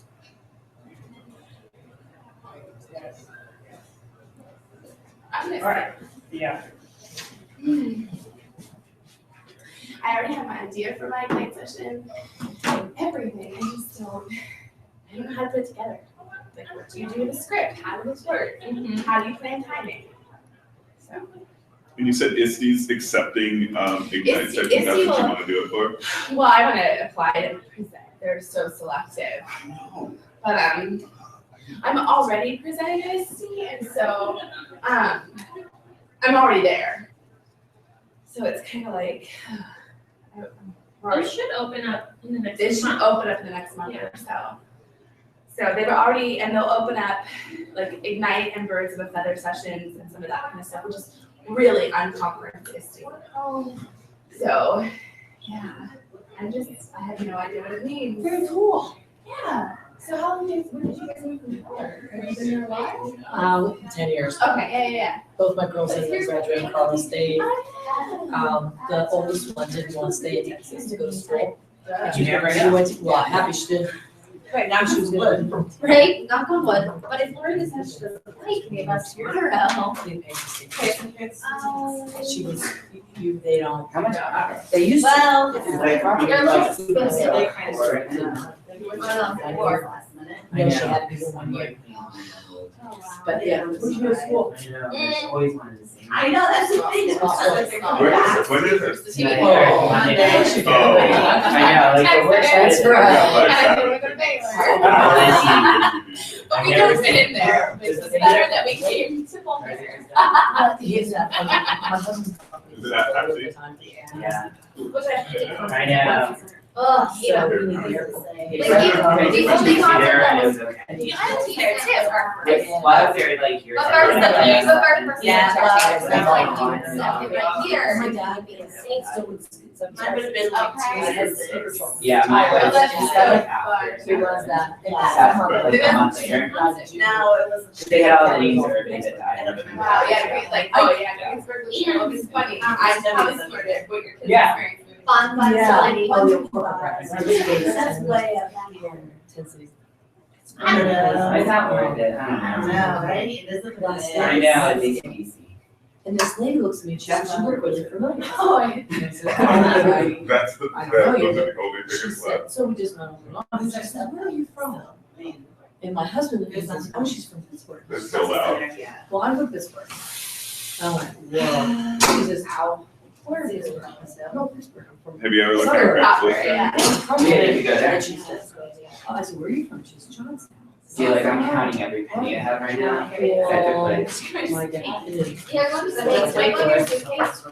This is well, my father-in-law lives in Garland. We get a dozen. So Springs champion. I'm gonna be hanging out. So I got my myself. But her time, he runs Steve Joel, and she says, I know. It's not that much. It's like and I said, It's not, it's just like, for well, it's you have to like- say money to take it. It's 2,300. You know you're gonna want, what? See, that's not what. I kid you not. And then you got also supplies, so you're looking at things. I got it. That's I crazy. kid you not. She says, this is my lighting. I said, look, so why are we here? I'm like, oh my God. Is there a deal? Yes, 77. But you talk about a small world. Yeah. It is the weirdest conversation. That is so weird. I've met more people from Pittsburgh here. Right, we didn't even- That's- Oh, that's I had a lot of friends that see you. I was nice to They were, yeah. high school. Because we lived close to skis, was the thing that just flew out here. So they went, and now raising hand. My aunt moved out here when she was 20, yeah. You know, it's like. And like, Oh, we we should go back. No. No. So from Pittsburgh, her and I have, like, we try to travel back. Dance. Yeah. And I know. Yeah. And that's They, she lives like 2 miles from school, but Yeah, it's been fun to have I her. would say that. Yeah, it's It's a small world. It is, my family's been Rocker, but so it's like deep. They're awesome. You're gonna see Wax Out as well. Yeah. I know. So wait, is I've heard that. Ozzy or is that Ozzy? Or? Yeah. Yeah, so Ozzy's Yeah. back with Wax Out. Yeah. Wow. That was the one I really loved. Yeah, Yeah. get into it. Is he still team out? Is he still even stand up? I don't know. He's got his face still. His wife is still like on the TV show and stuff, you know, but like, Remember what's Ozzy looking like, you know? And I've never seen him so. It was so fun. I didn't last even know night. it was ACDC. Hi, standing people. It's just somebody. And essentially I was like, we're just sitting virtually. I'm like, what? Right there, right there. Hello. Hi, Sean. Okay, no, that's fine. Session is started. Is it started? Yeah. Oh my gosh, We are I'm so started. excited. We are started. Right back. So how's everybody related to Ignite or what's the relationship? I just Googled it and it looked interesting, so I brought all of them with me. It was really cool. And I have to do one. Oh, that's awesome. I have to present an Ignite session in April. for a learning group that I'm a part of this school year. And what was cool is that I got in quick enough and I volunteered for the second round. So the first round actually already happened. So I have a whole bunch of Ignite sessions that my learning group did. We wanted examples, but I will anecdotally say that the best ones were the ones, I thought I heard somebody say stories. They did tell a story of their journey, you know, whatever the topic is. And it was very, the best ones were that story instead of that like PowerPoint mode where you're like kind of going through slides or whatever. It like told a full art story. I always get this and Pecha Kucha confused the difference. So Ignite is how many slides, how many seconds long. There's a formula, right? Yeah, I think it's supposed to be under 5 minutes or less, or 4. And then each slide is only 15 seconds long, max. It's 20 slides. 20 slides, 15 seconds a slide. And it progresses automatically. Yep. That's Wow. Okay. We should watch one. Just to get. I've never seen it. I love the snakes and staircases one. You guys seen that one? if that's a pro one, I would love to see I can- what views were. Yeah, let me see if I can pull this up. You've seen this, right? Yeah. I wonder if we could just bring it. I guess I can do that. You want I have a dongle with me, but I don't. I said this is from Ignite Boulder. And this is where I really first heard about Ignite, was I went to a session where a teacher does this with his kids, and the kids create Ignite sessions. And I was like, what is Ignite? I thought it was a TED Talk, so I was really confused about that.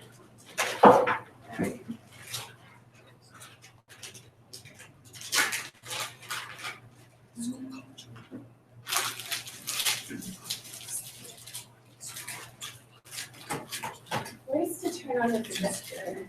The remote control. Oh, yeah. We'll do that. And then we'll get you guys done. 204. 204. I don't know how sound is gonna work. Yeah. I'll just see that. I've yet to see it done by kids, but that's what got me thinking too. Like, yes, let's do this. What do you teach? I work in special education and social studies, so I'm like a teen teacher in that, and I do a little instructional coaching too around this stuff. Older grades or? Yeah, high school, Inglewood High School. Oh, yeah. So, Okay. It should work okay. how about you? I'm 5th grade and we're all at Brownlees Charter School and Yeah, I can say, oh, yeah, there it is. All right. it's in Brighton. Brighton. Yeah. Oh, So If you drove northeast, like out of the state, like towards Sterling or Brush, you can see our school from 76. Interstate Yeah. for the course. at Brownlees. All right. It's about 25 miles from here. The other reason I was excited is ISTE's coming to Denver, and they're gonna be asking for people to submit Ignite sessions soon. I don't think you get a discount, but I don't know. I don't think so. But yeah. It's the presenter though. That's cool. I'm not getting any sound.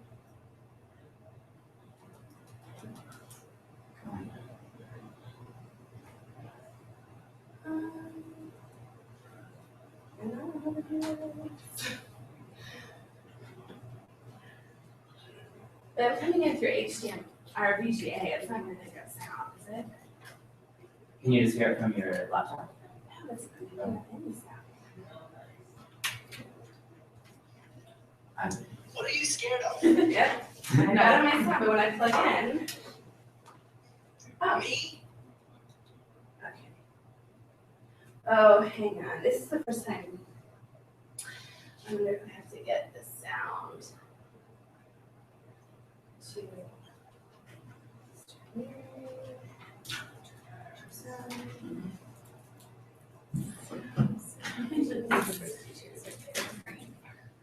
This is always for teachers up there. Like, it's close. The kids who don't pay attention. For some reason, I do. It's like, I have a couple of them. Something like this. You're just like, doesn't bring his glasses, that should bring his glasses. Oh, Sit he's, back. he's always trying to see, so you can see, for sure. I don't know why it's not. Technical difficulties. Follow what we're doing. You take the cool days. It's Yeah. being flavored today. The only I can think about is Yep. Yeah. I can just try my Yeah. fingers. And I would love to do it. All right. Yeah, I know.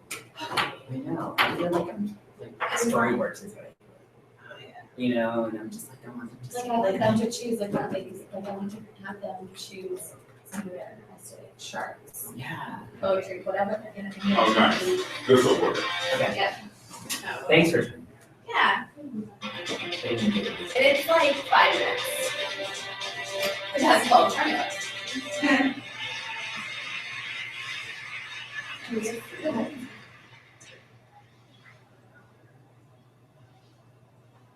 What are you scared of? Me? I'm terrified of snakes.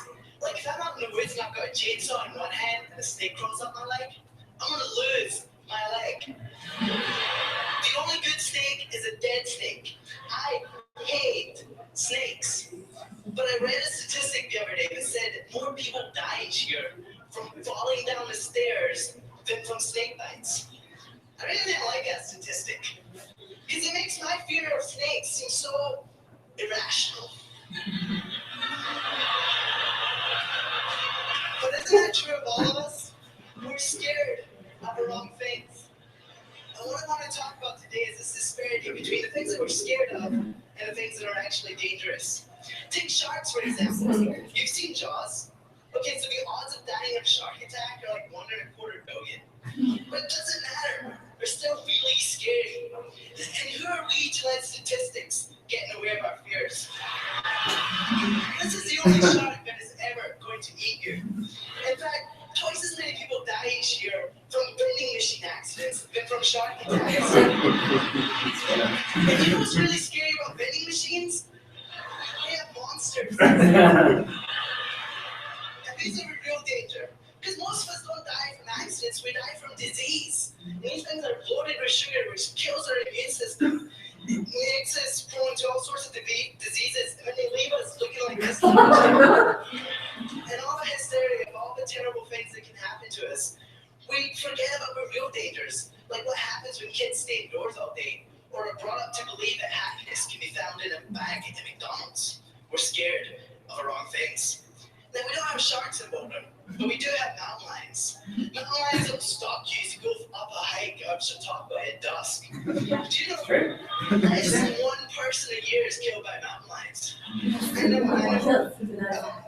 nothing compared to this heartless killer. That's right, Bambi. They're responsible for 216 times more deaths each year than mountain lions. I'm afraid of mountains. That's true. It doesn't I know, you're not so.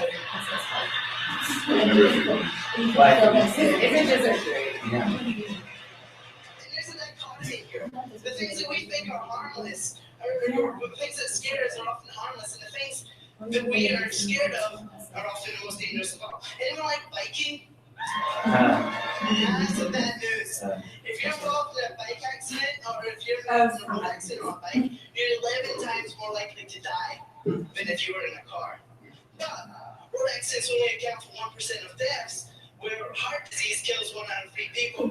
Riding 25 miles a week on a bike cuts your chance of heart disease in half, which means for every year lost to cycling accidents, 20 are gained from improved fitness. Roller coasters are designed to be scary. Do you know you're 20 times less likely to die in a roller coaster than on a regular train? Just because something's scary doesn't mean that it's not safe. September 3rd, 1967, Sweden switched from driving on the left to driving on the right. Chaos, right? Wrong. During the switchover, accidents actually fell by 17%. You see, when something feels scary, or when something feels safe, we feel like it's okay for us to take bigger risks. So tips to make an activity safer don't give us fewer accidents, they just give us different ones. And the best way to make something safe is to make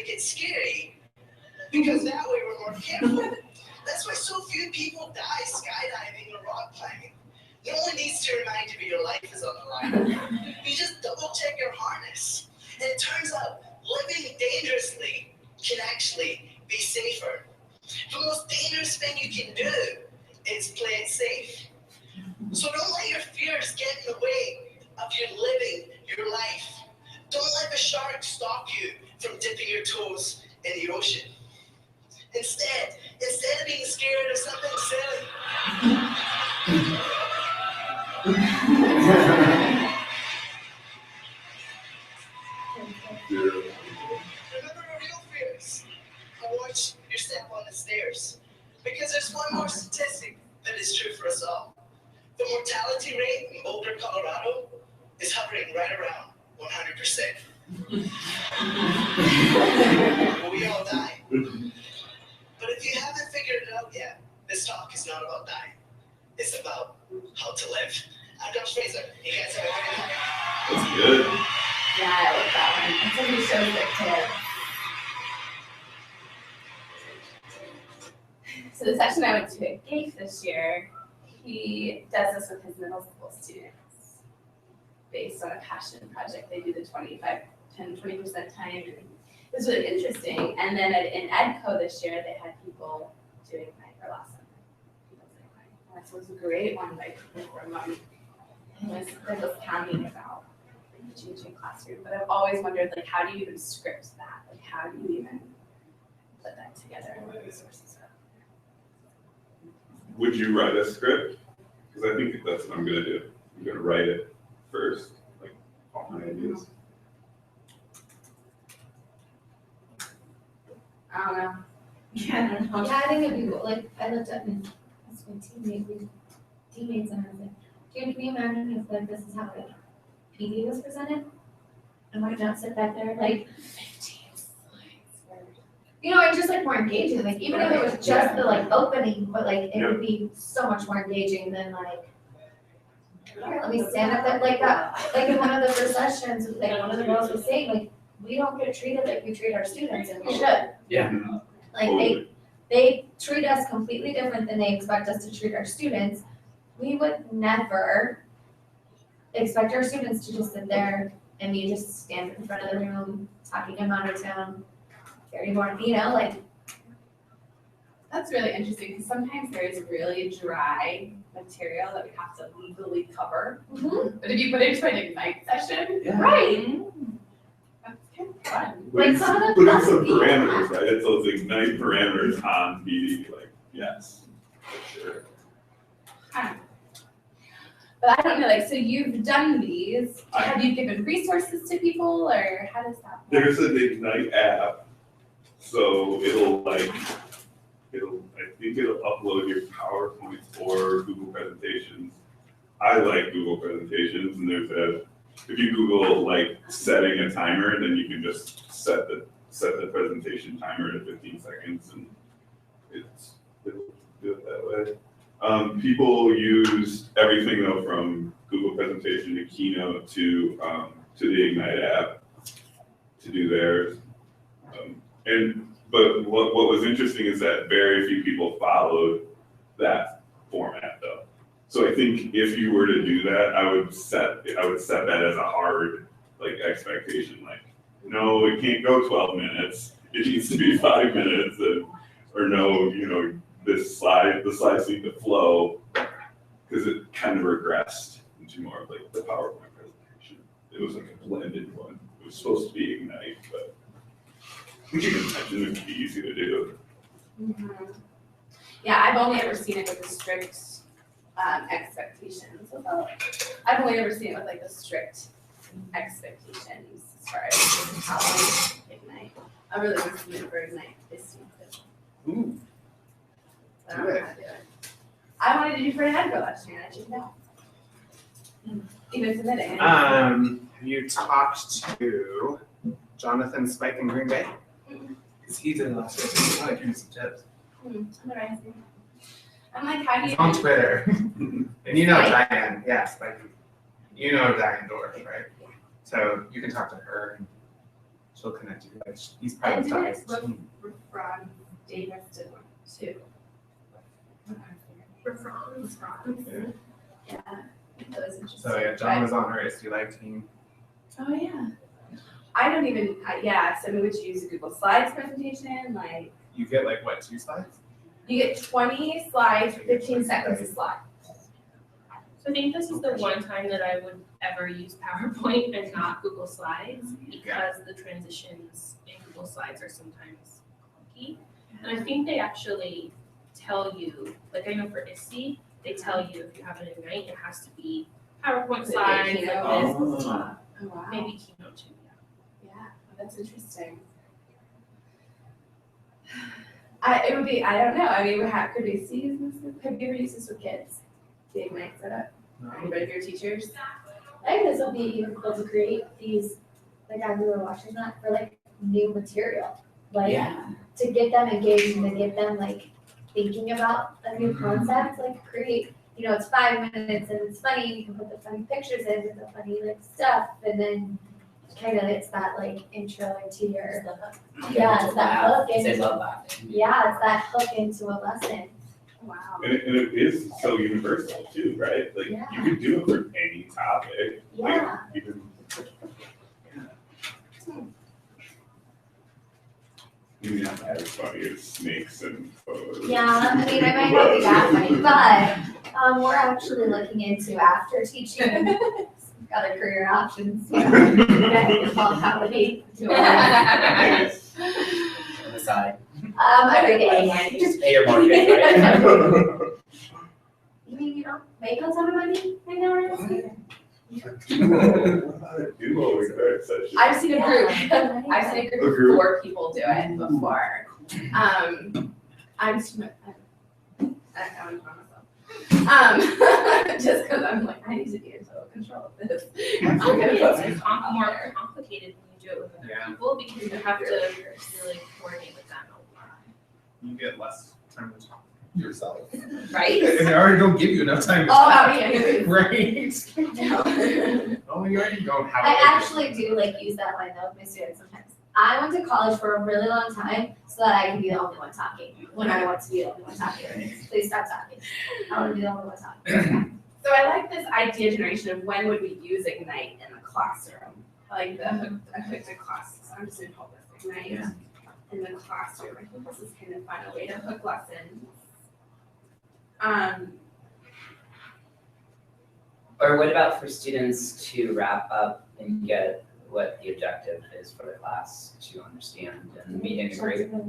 Yeah, of a unit of a lesson or, and then they could present that afterwards so that we know that they actually understood what we were trying to teach them. I know our Spanish teachers use this. The kids have to do an Ignite session all in Spanish. Oh my gosh. And it's their independent project that they work on throughout the year. So it's like an advanced language class that they work all year long to build in this one particular Ignite session in the end of the year. I thought that was kind of cool. We've never filmed them. That's where we're really falling short. We don't have the equipment to film these well. Because you kind of need one that can do the dual projection of like the presentation and the visual, the person speaking. So if you don't need the swivel, but you can use the swivel app and you can upload the slides and the video so that You can upload slides to swivel. and you can timestamp them. So even if you don't have the swivel and the marker, if you use your iPad or your phone to record it, you can then go into your Swivel Cloud and this is all part of their free. And then you can embed and timestamp so that as the person's talking, it'll switch to the next slide so that the video will be synced up. Wow. I had no idea. We were just literally talking about this and what Swivel can't do. I was like, Swivel can't do that. I can tell you all the things it can't do because there's a lot of things. There's a lot of Feelings. But yeah, you can do it. What Ignite sessions do you guys have? What are you thinking about? You said you want to do it for a bucket list. I don't know, so, at one point I was thinking about like sharing is caring, talking about like the importance of sharing your learning with others and like all of the things that I've been able to do and learn because of people sharing their learning, sort of that connected educator. You could run the Care Bear theme on that so well.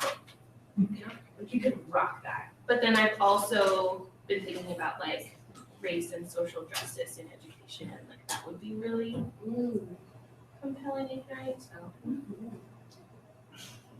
Yeah, we have to be able to share ideas without stealing them. So I think the share. Share. Now, I'm totally feeling that. If I do it, I'll share You gotta it. do like a share bear thing. Wouldn't it be adorable? I know. Have you ever wanted to do Ignite?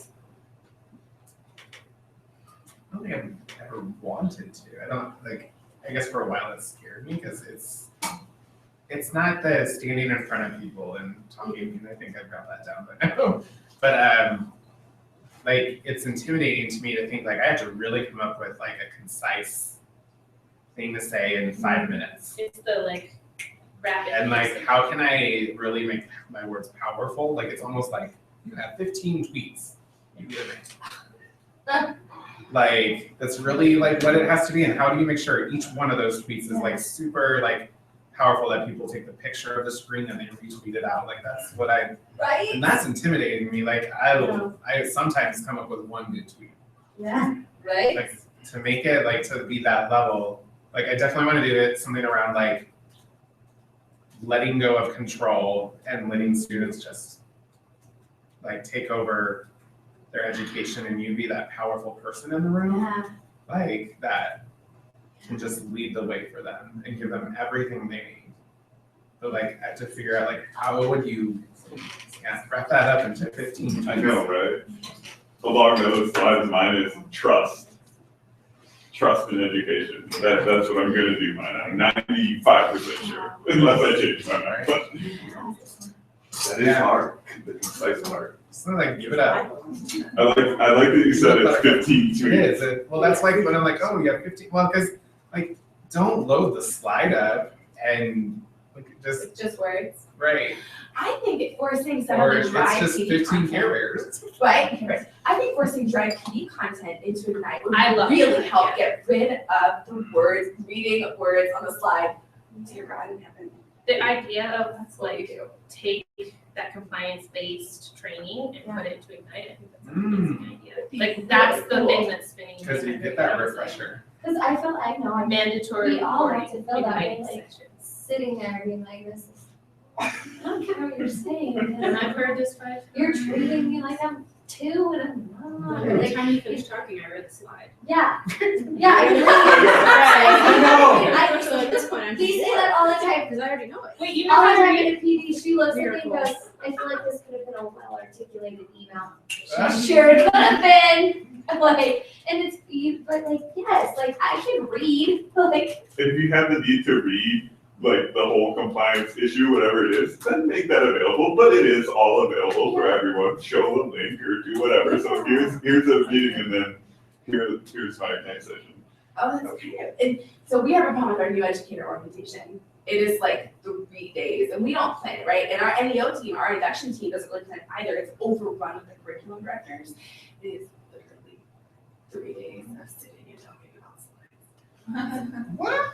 There's right? things worse. But they have, Oh. yeah, and they have so much to cover that they do, in Have all to say fairness, it. literacy has to cover some things, but what would it be like if they had to do it Ignite style? Like how just different that would be. That's really interesting. Someone I really want is test results. Anytime you bring back state test results to me, I would like a 5-minute presentation. I only want to see the graphs. Tell me about the graphs. That's Yeah. it. If you're gonna list data, if you're gonna write out sentences, I don't need to see it. Tell me what the graphs mean. Tell me what I should do next. Yeah. Yeah. I never want to see a state test result packet again. Because that goes in the recycling. Right? There's just so much that we can do.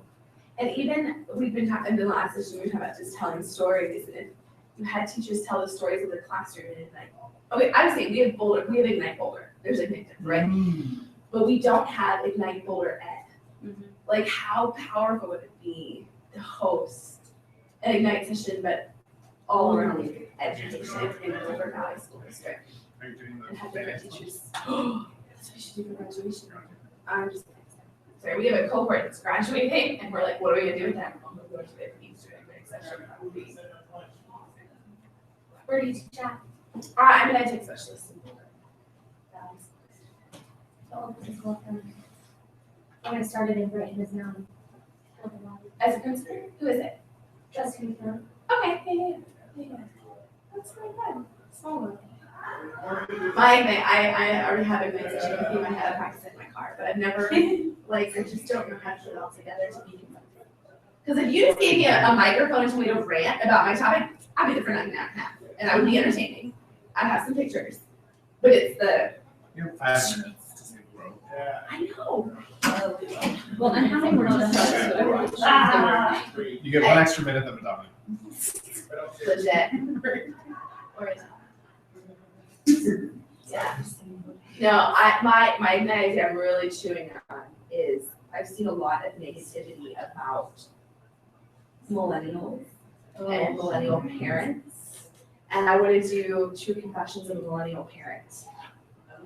And talking about like, and I was gonna bring my daughter with me, who's 7, and I had this whole thing in my head, I don't know how to do it in 5 minutes, but like, because the world tells me I'm this kind of parent, I'm this kind of employee, I'm this kind of person, because I'm a millennial. And I'm like, we have to get past these overgeneralizations of our generations, because it's hurting our kids. And we're done with millennials in school, they're gone. We graduated, now we have generation, whatever, Y or alpha. Maybe it's Y. I don't know. Are you on? No, that's an X. X then millennials. And then I think No, it's X the. millennials. I'm generation because I'm not a generation Xer. I just found out recently that was one. I always thought it was generation X or Y. But regardless, we just even had a training last week and somebody literally lamented how terrible parents are right now. Like just terrible. And they're like, there's a book out there called The Collapse of Parenting.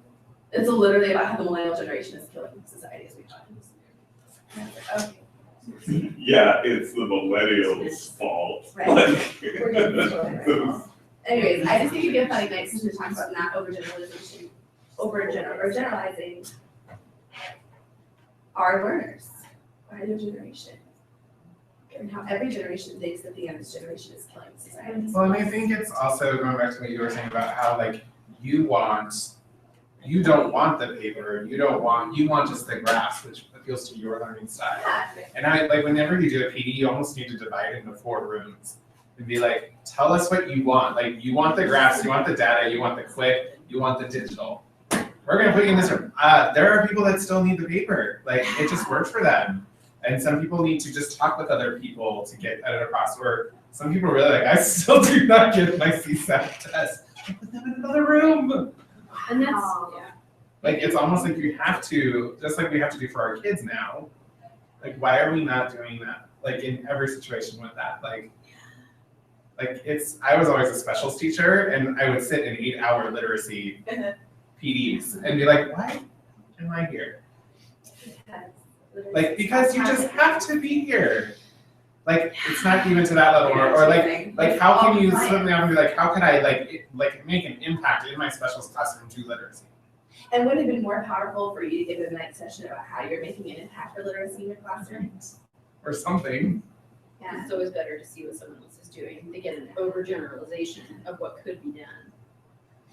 So the original presentation I saw that was about Ignite, the teacher, his kids had read Lauren Halsey Anderson's Chains. Nope, not that one. What's the one about Speak? They read Speak. And they created Ignite sessions in response to that. And she like interacted with them on Twitter, planning their Ignite sessions with her. Like, it was pretty cool. And those kids are now like sophomores in high school and they're begging all their teachers to keep doing this Ignite approach. Like, can they do it? Because I think it could get old fast. Like, if I had my kids do this all the time. But it's the concept of. Well, I think, so a lot of people are talking about doing 20-time or Genius Hour style things, and they talk about, you know, I've spent 3 days of my class having all the kids vote on when the project is ready, and I can continue. That would be a great place also to do that Ignite session and have the kids interact with each other on social media. But just like, here's my 20-time project in an Ignite session. And if you don't have enough important to say about what you're doing in an Ignite session, you're not ready to do your Genius Hour project. Exactly. Well, that's back channeling, right? That's like kind of what professionals do.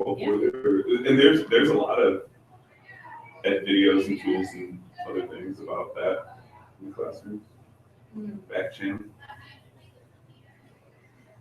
It's almost, it would be neat to combine Ignite with Ed Camp at one point. Like, we need to just have a whole session that's just Ignites. yeah. We'd have to have time for that. Wouldn't be as unconferencey as this. Yeah. It'd just be neat. I want to see that, even though it's not unconferencey. Yeah. It's almost like a demo slam, right? It's that same But it's a whole concept, only it's more concept of whole idea. classroom. Yeah, and story and. The bigger demo. Yeah. But it's a demo that you can, it's a practice, Yeah, it's not a a practice. product. Yeah. And that's what I really want. I don't just wanna know what the product is, I wanna know what you're doing with it or what you're doing in the room. Maybe that's what I really want out of Jones. And I've been trying to think about how to apply it to our teacher librarians. So I also teach librarians in the district, and I'm like, what could they do? Like we have digital citizenship courses and things coming out, like how could we turn this into more of a story, more of a narrative, and less of a, and you must look at this and memorize the sequence. And if it says this, you can't do it. Which is annoying. So, and that's the thing too, is Ignite to me, it's the only way Sage on the Stage still works. It's kind of a mini lecture. I don't know, I like how, if all TED Talks were Ignite sessions, I'd be watching them all the time. Like an hour and a half later, you're like, Yeah, well, 20 minutes in, I watched one, I'm like, that was one great idea. I'm done. Well, I think it's the ADA thing too. The next I think that's the one good TED Talk and it's the one with Rita. Oh, Rita's had a really good TED Talk. And yours is short. Yeah, hers It's is the short. one that I like, that I tend to like, are like 10 minutes. I like Brittany Brown's a lot, but hers is, Oh, yeah. hers is 18, but it's okay. And it was her first, like, real big public talk, but if Brittany Brown could condense her, like, work into an Ignite session. I really like your comparison to Twitter. That's, I think that's what you have to do. Like, that's why it's so daunting to me, because it's like, you have to come up with 20 really good, short but powerful things. Because your goal is to get your is to make an impact, hopefully. Or to get people just think. So are there other places for, I don't know if I missed this, but came in late, are there other places for Ignite sessions, like in the classroom? With the teacher or with students? I liked your intro to the theme idea. I also wonder if that's a great way to like debrief on a lesson, like and ignite on what did you walk away with as a result of this, or what are your next thoughts? Instead of an essay. Right. Or I mean, kids need to write profusely. As an English teacher, I am there. Like, you need to write, but you can write profusely to plan. Okay, yeah. No, finish your thought. You can write profusely to plan, right? Like, you're still planning the next session. You're gonna write a ton. You're gonna think about narrative structure a ton. All of those same skills you're gonna get. It doesn't have to be the damn essay at the end. I don't even want to grade. Like, right? I would still grade your skill set. I think it helped teachers to do that around content and stuff. If the teachers did it, yeah, students doing it, yes, of course, but if teachers did it to kind of like flip their classroom or do more of that, I think that'd be beneficial. As opposed to like a traditional lecture in the classroom. I see it more as ideation, like like larger ideas and not so much instruction. But I'm definitely it couldn't be that way. Well, I'm wondering, here's what made me think for students, like when they're doing essays, so I'm a science teacher, I'm really enchanted by the idea of lab reports being turned into as Ignite talks. So if you can cohesively, if you can take a lab report and pick out what's important, you know, a few key points, show me your data table, talk about it, show me your graph, talk about it, concluding thoughts. And how much easier would that be to grade? And how much better would they be at presenting, which is a skill they need as well. Oh my God, if we had to present lab reports out loud in traditional presentation style. Oh my gosh. I wouldn't get up in the morning. After the first one, you'd be like, Right, and that's that's why I don't do presentations, because I can't sit They're terrible. I want to jump out the window. But if we did Ignite talks, you know, we could show a few of them, and then I could watch the rest for grading. But if there were just a few, and they could film. Right. I think what that's I'm what's thinking. really If they powerful could film, too. each lab group filmed one, and then we talked about the differences between, okay, why weren't these all the same? You all did the same lab. Yeah. Why were there such differences between your Ignite talks? And you can create it like it has that.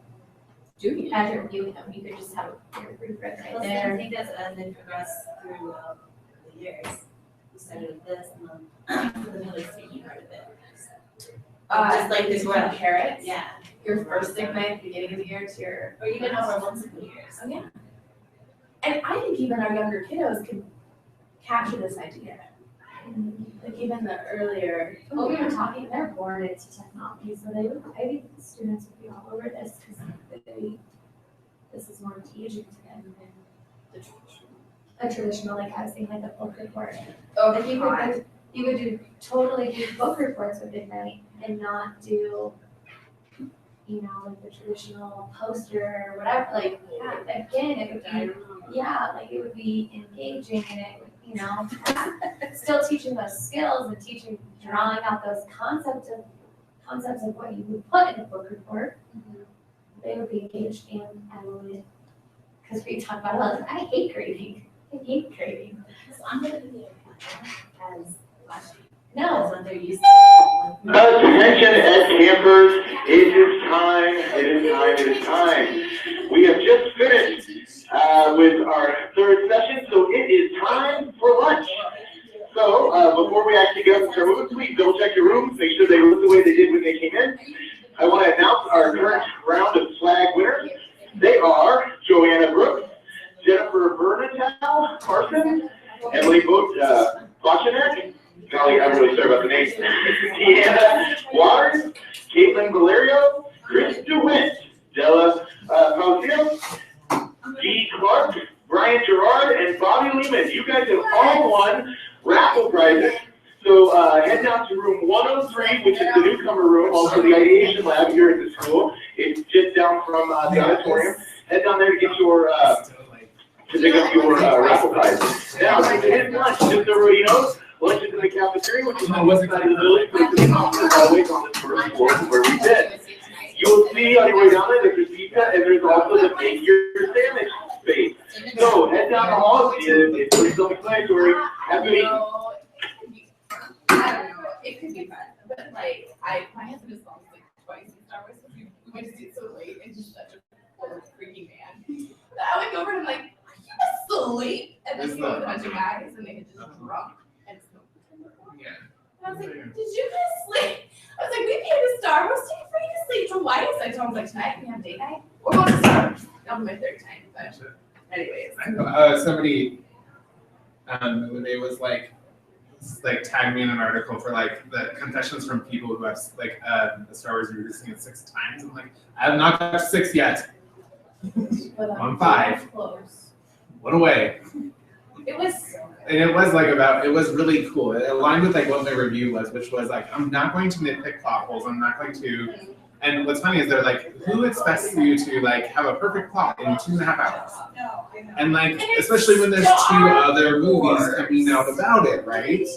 Well, but it was like about the like nostalgia feel of like characters you knew already, mixed with new characters and how this cast was so diverse. And like, it's about like watching somebody's story. Like that's what it is, point blank. Like it's J.J. Abrams' story. He is. And I know. We're rewatching Lost right now. Oh, yeah.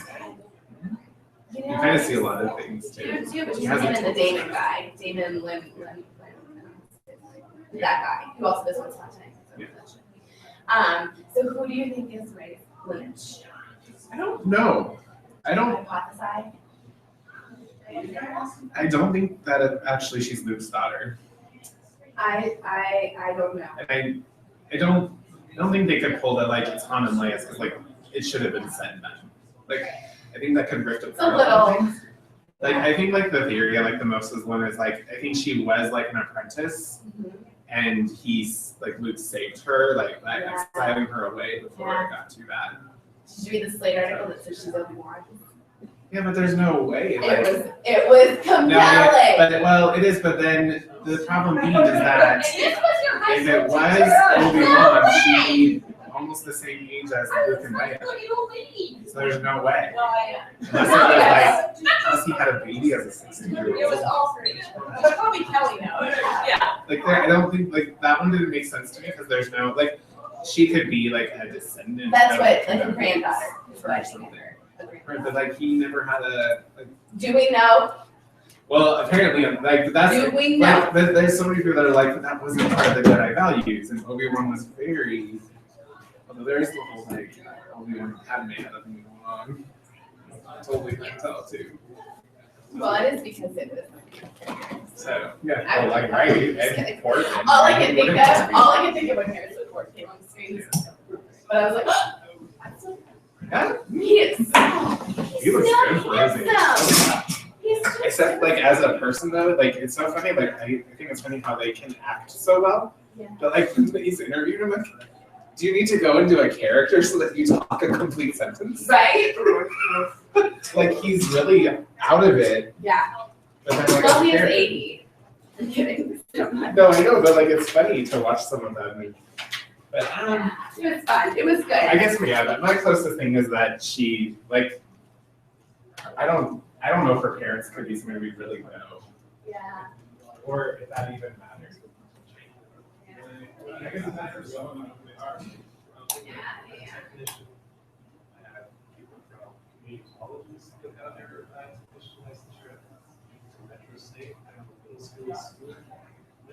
Students from DU,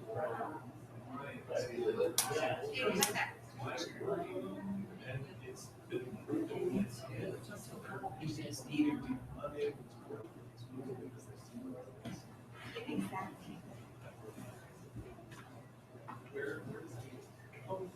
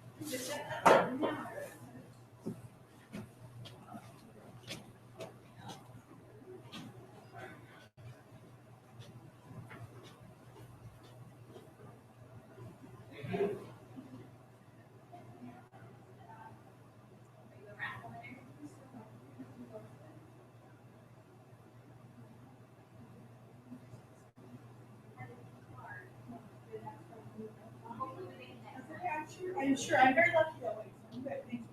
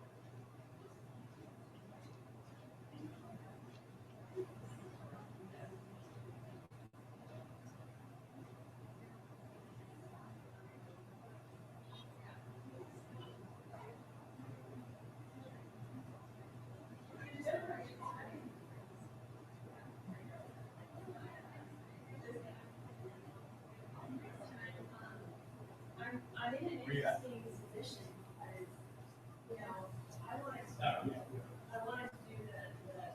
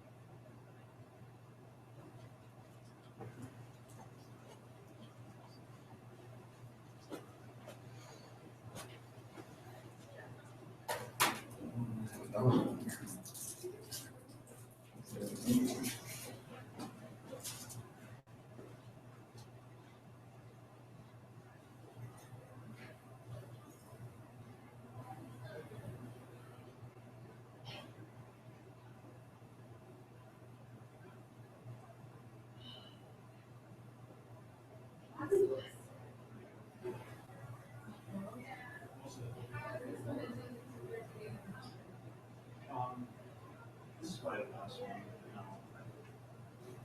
I don't know, there's a lot of time that I need.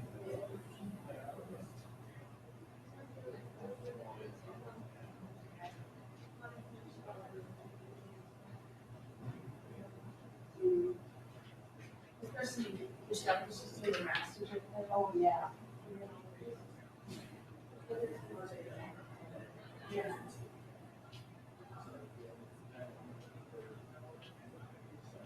I see one. Yeah.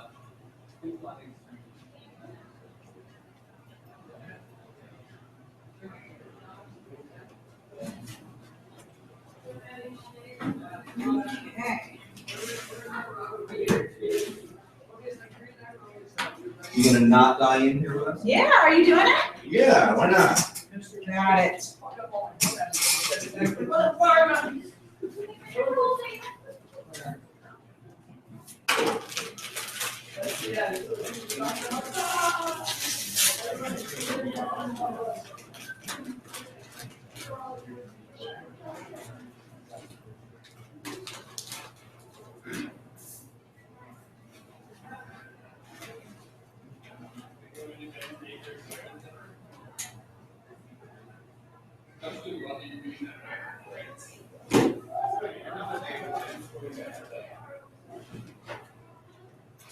What up? I'm not gonna be able to stay the whole time, but so you know that I'm not voting with my feet. I'm super not worried about that, man. Like, not even a little bit. Then why are you getting stuff I haven't gotten to soak any of your genius stuff at all? What's exciting right now? What is exciting right now? Great question. What's exciting? You know, professionally, I know you have an awesome family and beautiful Fair enough. kids and all that, but professionally. You know, I think actually the They are exceptionally cute. I remember you at the DMNS last. Oh, yeah. So I think professionally, the most exciting thing is the way in which we're preparing for the 2016 what we're looking at doing as part of sort of the next set of investments. So we're looking at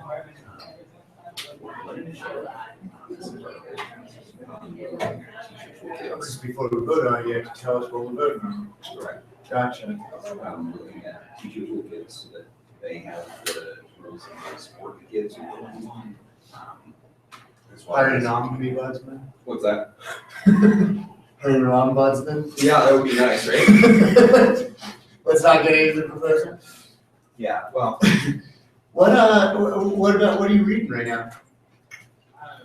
I'm reading, so I'm actually, the biggest thing that I'm reading, I'm engaged in a 365-day interview with Zach Chase, where we're doing a blogging project called LifeWide Learning, where we keep on blogging back and forth questions and answers to one another. So that's what I've been reading mostly is like his responses to my questions and writing. What, is that on your, It's on my blog and his blog.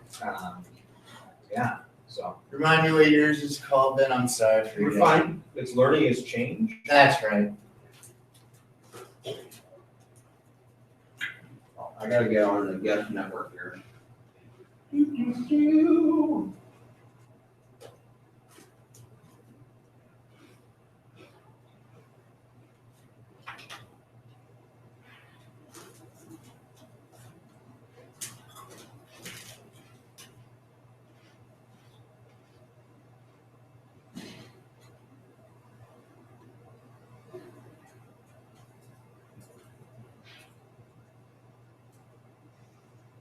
Is this C for C no, that would be 15? Oh, it's 15.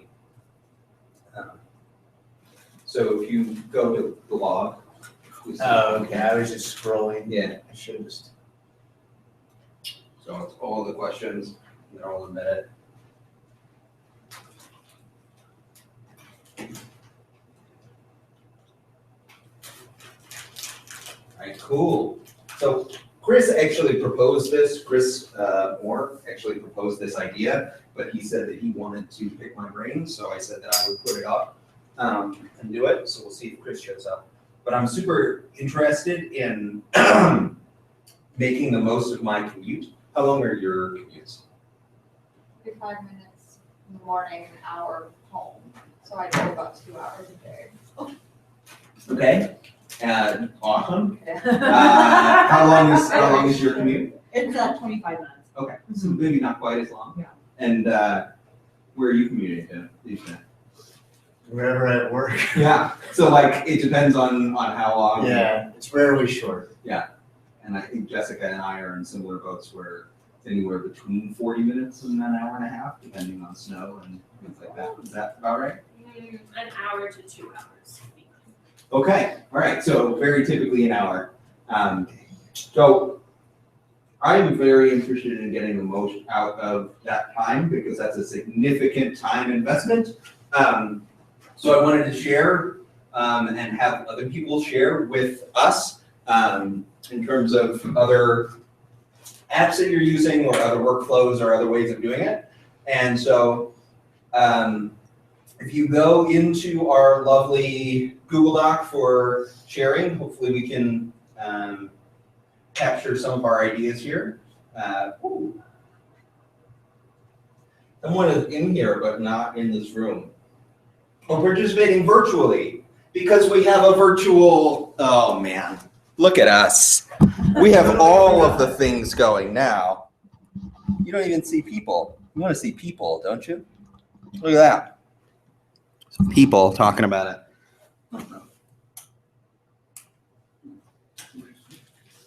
right. So put in your stuff and then I wanted to share. So what are you guys doing on your commutes that you find compelling and to be about learning? I used to try to like listen to Spanish because I have a lot of Spanish speaking students. And I don't speak Spanish. And so you're trying to learn Spanish? I'd like to.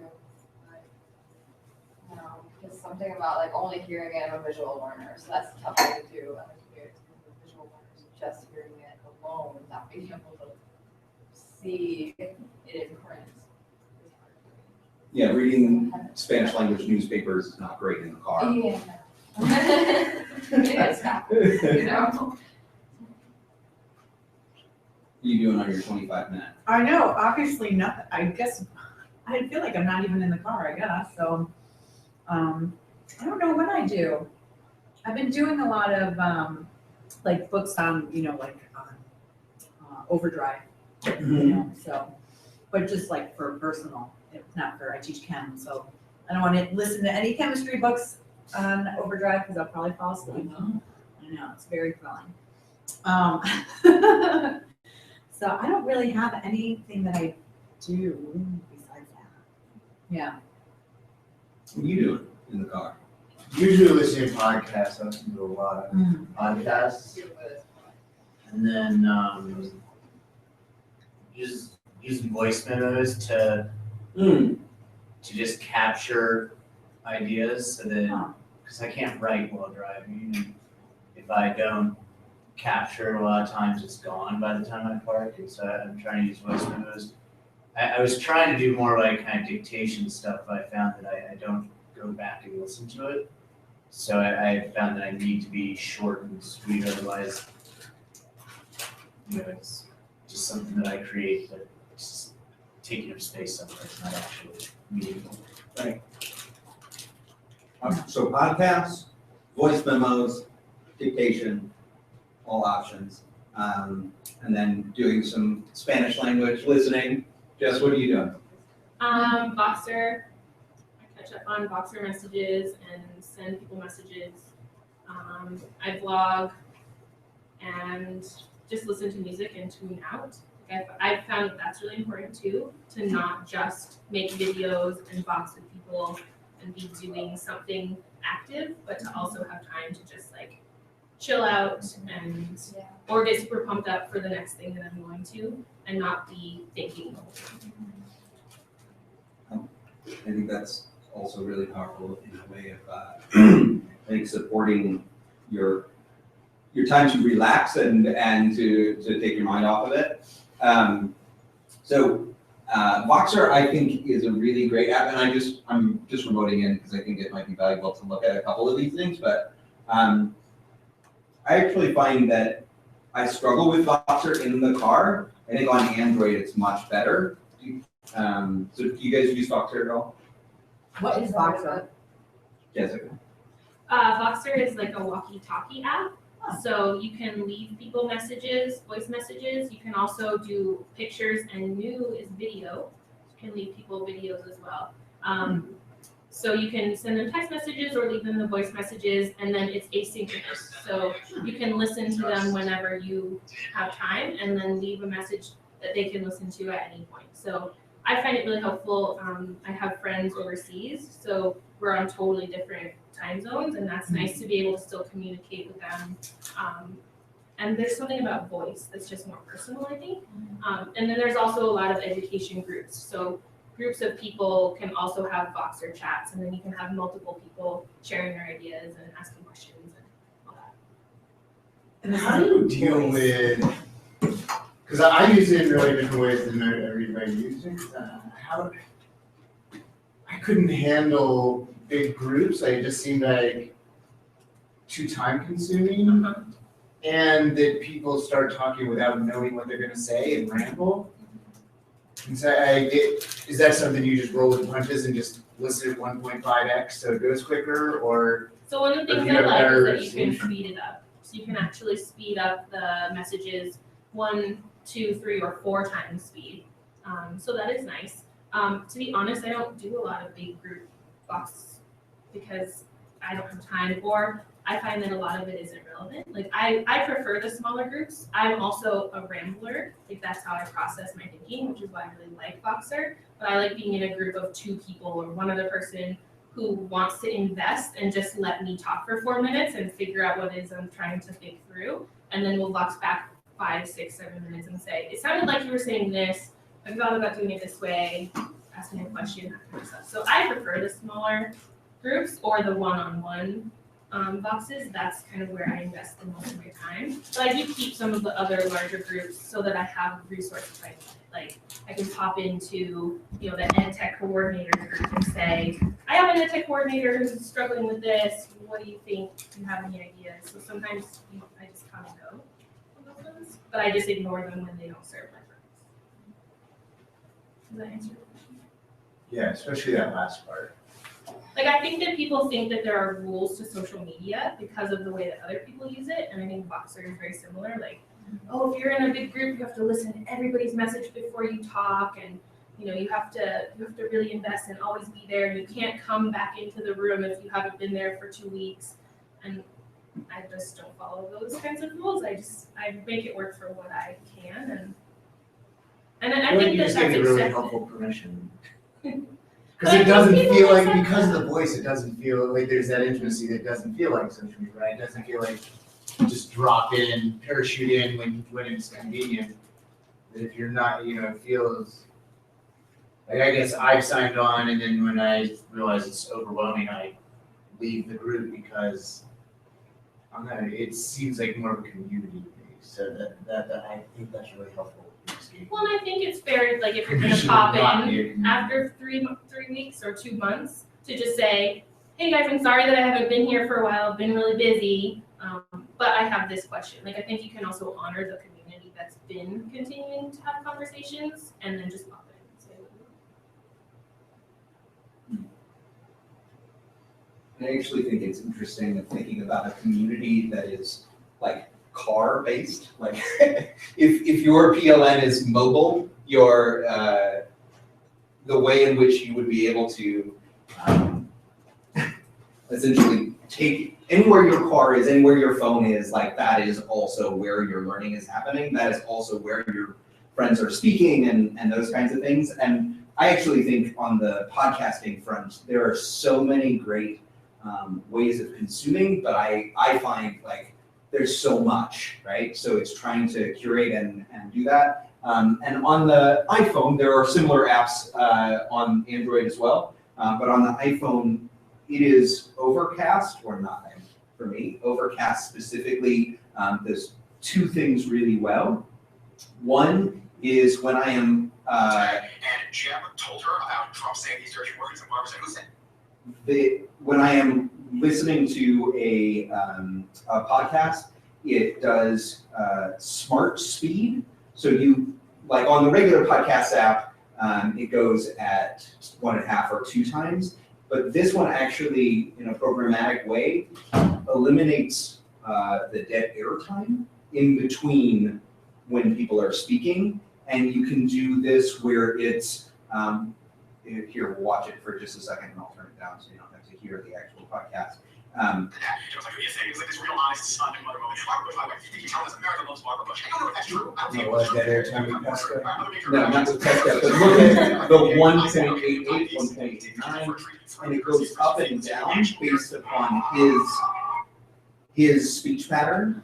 And so you can actually see it go up and down, and so it's variable. So that I like a lot. And then you can also create playlists of podcasts. So if I am in the mood for education podcasts, it'll go through and there's no, I don't have to select anything in the car. It'll go from one to the next, and I don't have to like think about it because I've already set up, these are all the education podcasts I want. I'm gonna go from one to the next. And it lets me, if I'm just interested in internet things, these are not educational related, and I just want that, or I want, one of the other things.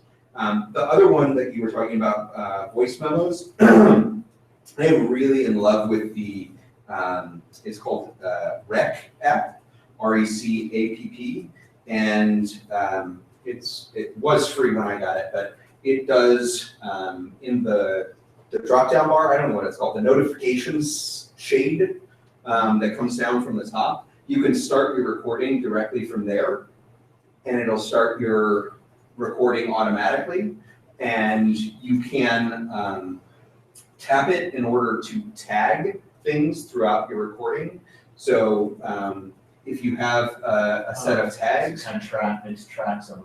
Yeah, and so you can actually say, oh, and that was a really good point, and it will go like that, and you can set up your tags to be certain things, question, answer, important, double check, so that even though you might have been rambling for 20 minutes, that moment where you were like, oh, I had that really important point that I wanted to make, you can actually, timestamp it, and you can save those to, Google Drive and other places as well. I find that super valuable. The other thing that I've been doing a lot with, I need to stop recording.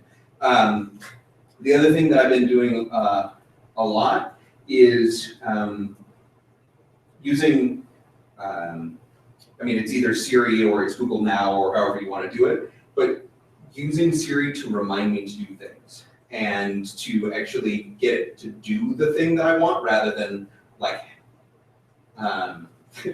so remind me to do things. And so it'll actually set a reminder, but setting a reminder so that when I get to school, and so I've set up my phone so that it knows when I am at work or when I am not at work, and I say, remind me to do the thing when I get to work, or remind me to do the thing when I get home, so that it automatically pings me at that location, and actually using the phone so that it can do those things. And then the last thing, and then I'd love to hear some more thoughts about what you guys are thinking about and doing, is actually inside of Docs. They have made it very, very easy to dictate a really long set of statements. So it will just, so at the beginning of the drive, I can turn it on, and then I can do the dictation within the Google Doc, and I can do a new line. Oh, doesn't let me do it right now. That's interesting. Oh, there it is.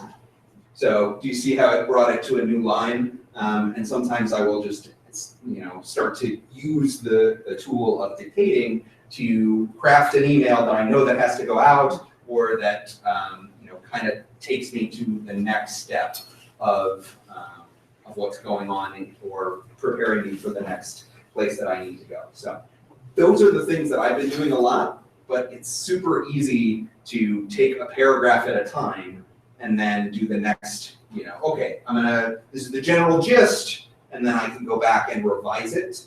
But I've started a lot of documents that way, and it makes it much easier to use the time effectively without necessarily distracting myself from sort of what's going on. Are you using dictation or any of those kinds of things? Sometimes, mostly just in my Hangout and things like that. Yeah. And that to be fairly valuable. Lots of video stuff too. Although I find that that can get pretty distracting too. So yeah. I feel like not dying is job number one while you're driving. What are you guys using for maps? Google Maps. Google Maps. Yeah, obviously you're using Google Maps and Waze probably, right? Just Waze. Find that. I use Boxer a lot though to leave notes to myself, because you can do your own voice messages to yourself. Sometimes I'll do that instead of doing the dictation. I'll just leave myself a voice memo. And then you can download your voice. What's that? I could never listen to my own voice. I liken when you're listening through Boxer messages and then one that is your voice pops up. I liken that to when you have taken a selfie and then you go to take a regular picture and your own face is like right there, and it's really alarming at first. I don't want to sync to my voice, but I do like keeping track of all the things that I need to do that I think of in the car, so it outweighs it. Totally fair. So another thing, so Spotify just started adding audio shows, like podcasts. Oh, really? Like this week. I don't think they did any announcements around it. Maybe they did announce it and I just didn't see it, but I just noticed it in the app. They now have video and audio shows. Yep. And I think it's only on mobile. I was just looking to see if it was on my desktop But it's version. only on mobile. I just pulled up on I just opened my Spotify on my computer and I didn't see it, so. Anyways, they have audio now, and right now you can add it to Up Next, and if you're premium, you can download it. I would anticipate that it'll be just like all the other audio on their, platform, that you can curate playlists. Right. And so sort of like where you were going with Overcast, yeah. Overcast with the added benefit is social, right? So you could make a collaborative playlist with your PLN, for example, Totally. of podcasts to listen, to make podcast playlists. So that's something that isn't here now, and I would expect it any day based on why wouldn't they make it like the rest of their platform? Yeah. Well, and that actually makes me think of the voice or the text to voice tools that I end up using a lot. So Pocket has a feature. Do you guys use Pocket for saving saving web pages and blog posts and things like that? So if you get Pocket on, you can use it on your browser and things like that. But when you save a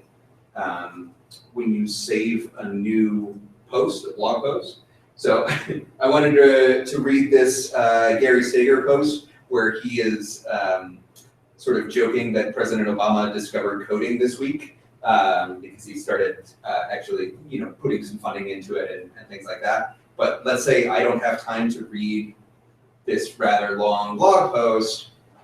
In the 3-dot menu, and this is both Android and iPhone, they have this Listen TTS. That's the name. Oh, that's cool. And so it'll read I went to the next one. Developing a framework to define K-12 CSN. It's about consensus, not vision. January 11th, 8:38 a.m. I mentioned my involvement in the initial meetings for the new K-12 CSN framework effort. See previous blog post.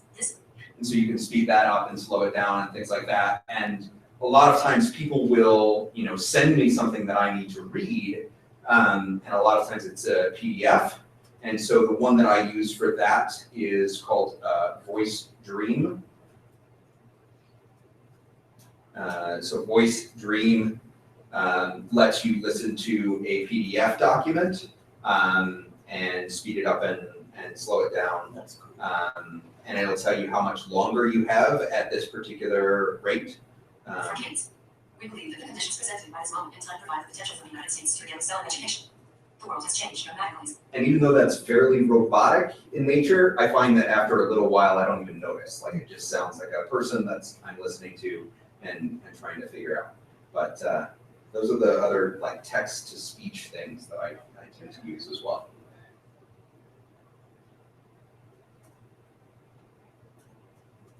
So sort of the way that you were using Siri, because I left iPhone, went to Android. The way that you use Siri for kind of geolocation reminders. I've been using the IFTTT that she mentioned in the auditorium.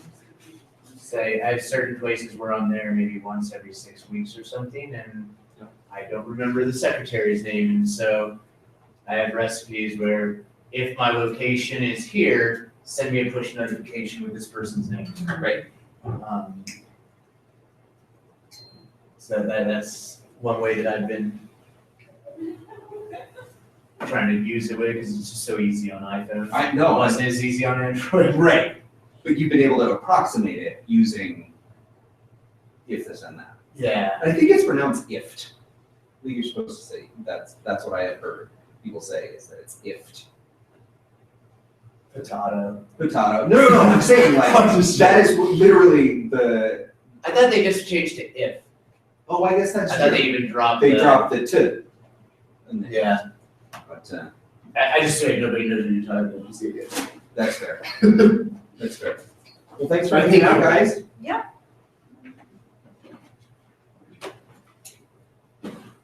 Ben, there was some awesome stuff. I've gotten excited about apps in a while. Yeah, it's Kind of got me re-excited about some app stuff. Well, I'm sorry that I'm not on Android. I can't be more specific about it, though. There is still a divide, and I don't really understand why. It just seems like, hey, maybe we should just figure out how to do these things together. All right, guys, whoever is watching, this is the last session of the day.